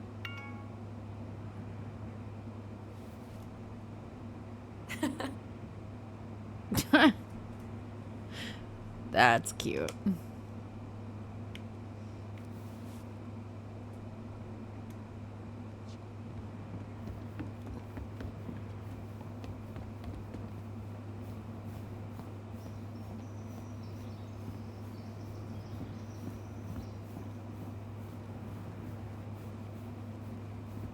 We cannot put music on. That's pretty fucking rude. Okay. Let's go take a look in the room.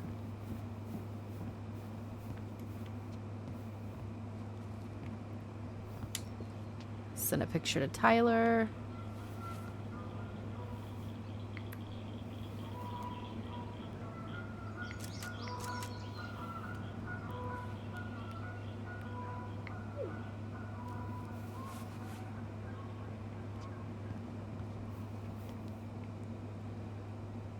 Saran Kush, Natasha Hayes, Charles Joven, Sidoni Poulet.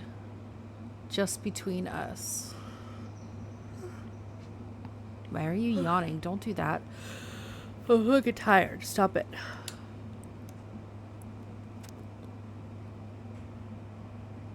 You only sleep on your side of the bed. This is the only way you have found to fill the empty spaces. where the waves of hunger roar.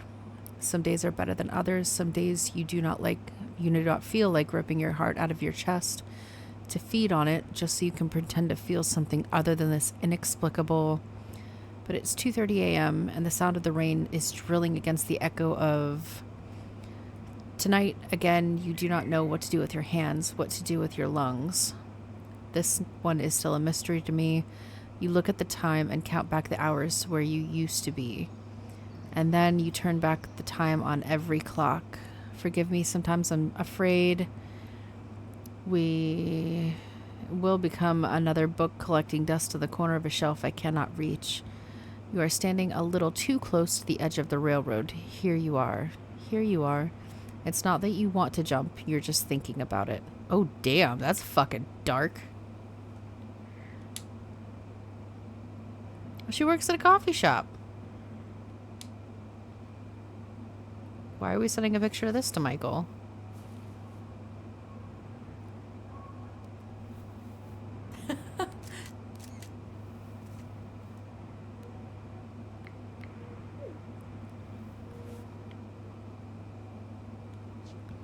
Got a little art deck. Love this.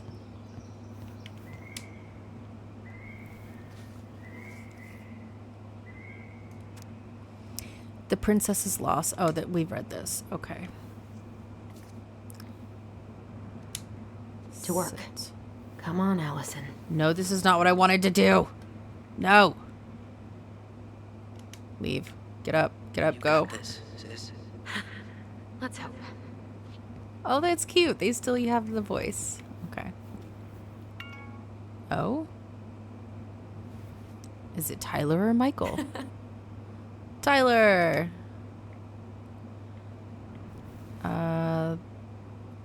Come on. Come on. Put your phone away. Let's go. Let's go sit on the couch. Because there was something to do there. Sit. Look.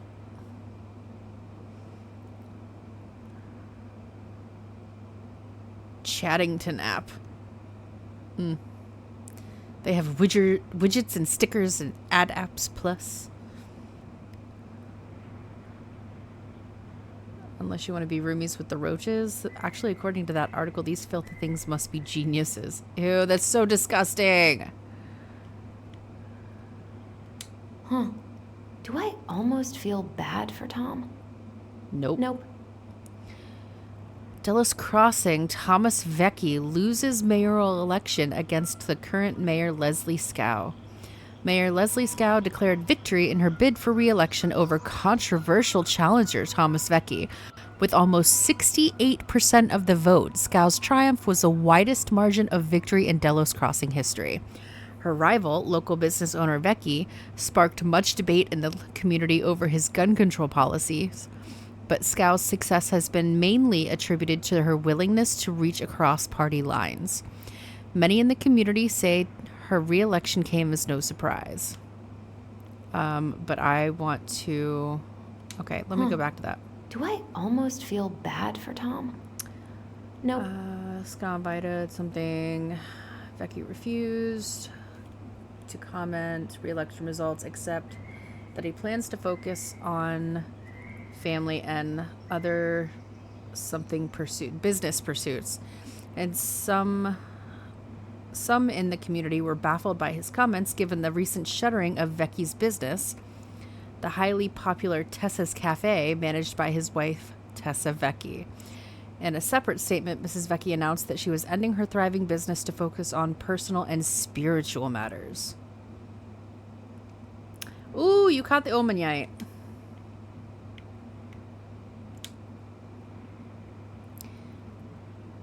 Delos Crossing Police Chief takes on Alaska Crime Commission by Amy Chung. The public safety crisis is no secret among the people of Alaska, especially those living in far and remote communities. Delos Crossing Police Chief Edward Brown has tasked himself with making a difference and has been working for years with legislators to draw attention to what he views as the failures of Alaskan law enforcement. Today, Brown visited the Criminal Justice Commission in Anchorage to present the case for new measures to fight this crisis, pointing the finger at overburdened state courts that fail to recognize tribal sovereignty. Brown proposed that a shared supervision of publicly funded law enforcement in villages and Native communities. This agreement would follow the same model as the Alaska Tribal Health Compact, whereby Native organizations have jurisdiction over Native cases in partnership with the United States government. Under Brown's proposal, tribal courts and Native organizations would be authorized to handle some cases. This realignment of jurisdiction would benefit the state and federal governments, Brown said, by freeing space in the clogged state and federal criminal courts, as well as significantly reducing the Native incarcerated population and clearing criminal records. Brown believes that this compact would enhance the relations and allow impacted communities to better serve and help themselves. This is the first step of many more to come towards much needed systemic changes, Brown said. We need each other to heal. Oh, yeah. Actually, that's a fucking fantastic idea. Okay. Now we can go back here and sit down at the desk and do all the things. Sit. You got this, sis. Let's hope. Light the candle. Why? Why are you smelling it first? You're gonna smell it when it's burning. Look at that. Oh, puppies. Your future little nugget. I love it. She called it a little nugget. I call everything that. Rate the final chapter. A friend? What is that? The princess frowned, for she realized that the two tiny thieves were as lonely as she was. A friend is someone you love and care for. Someone you would never hurt.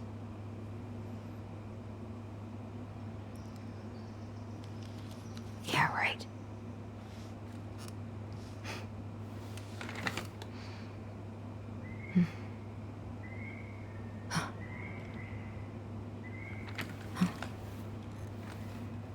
What are we doing?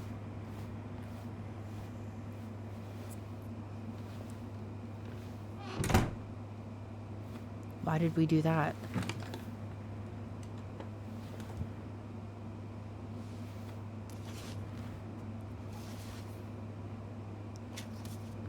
Are we sketching?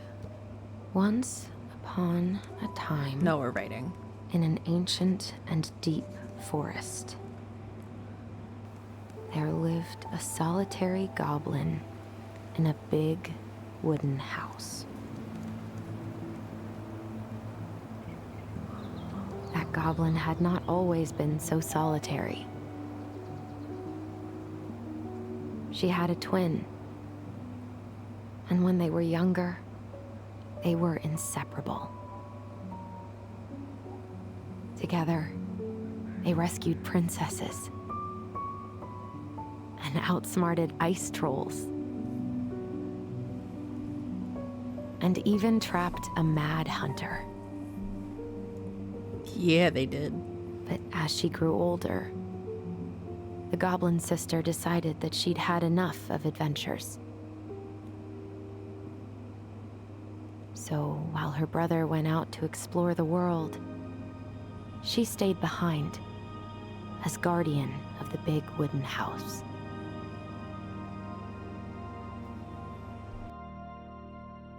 For it is not on all of us to adventure. Some must stay behind to tell the story and to hold shelter for those who may come back and those who never left.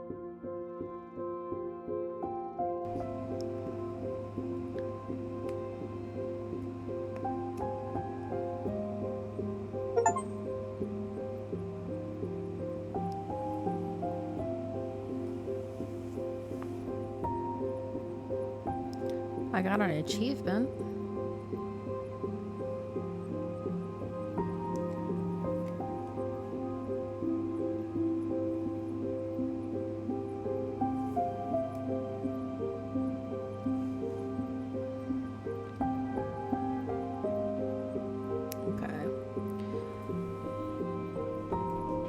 We'll let the ad finish before we continue on to the consequences. Just only 20 seconds.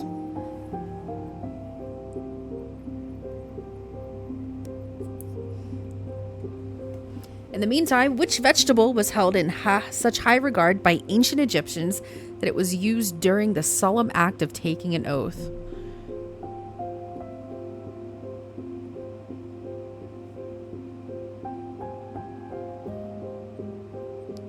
The onion was not just a culinary staple in ancient Egypt.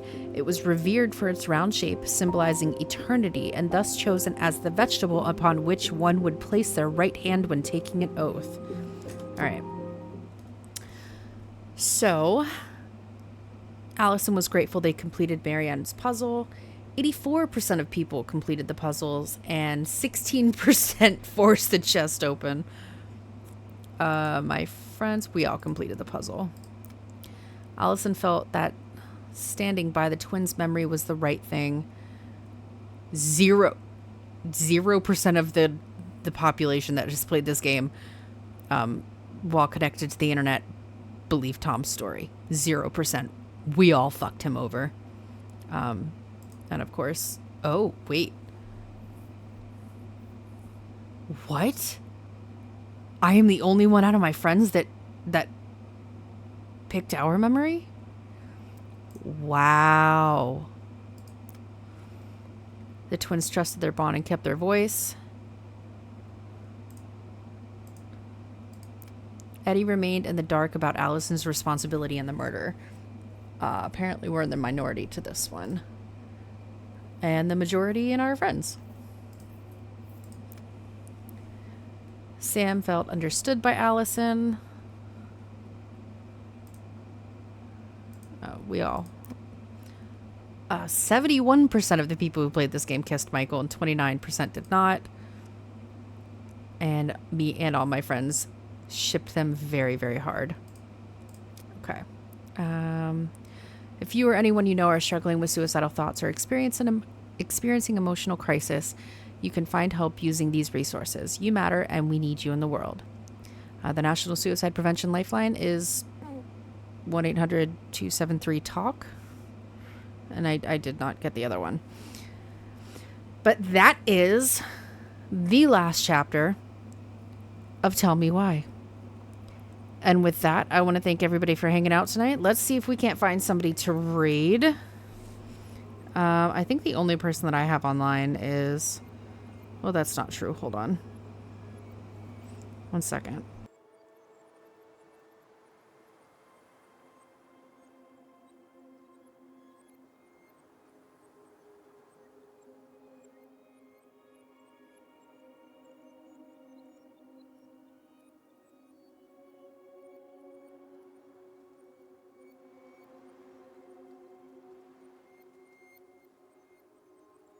Alright, so I do have somebody online. It looks like they're playing a game called Celeste, and I don't think they're wrapping up yet. So let's go say hi to Paisley Panda. They are such a positive fucking person. It's unreal how positive they are. They're so sweet. So let's go say hi to them. I don't have much of a raid message. If you have something better than I do, please feel free to use that. But at least if you don't hang around, just say hi, say something nice, brighten their day. And yeah, with that, let's go ahead and head on over. Let's start that raid. I should probably copy my own raid message. All right.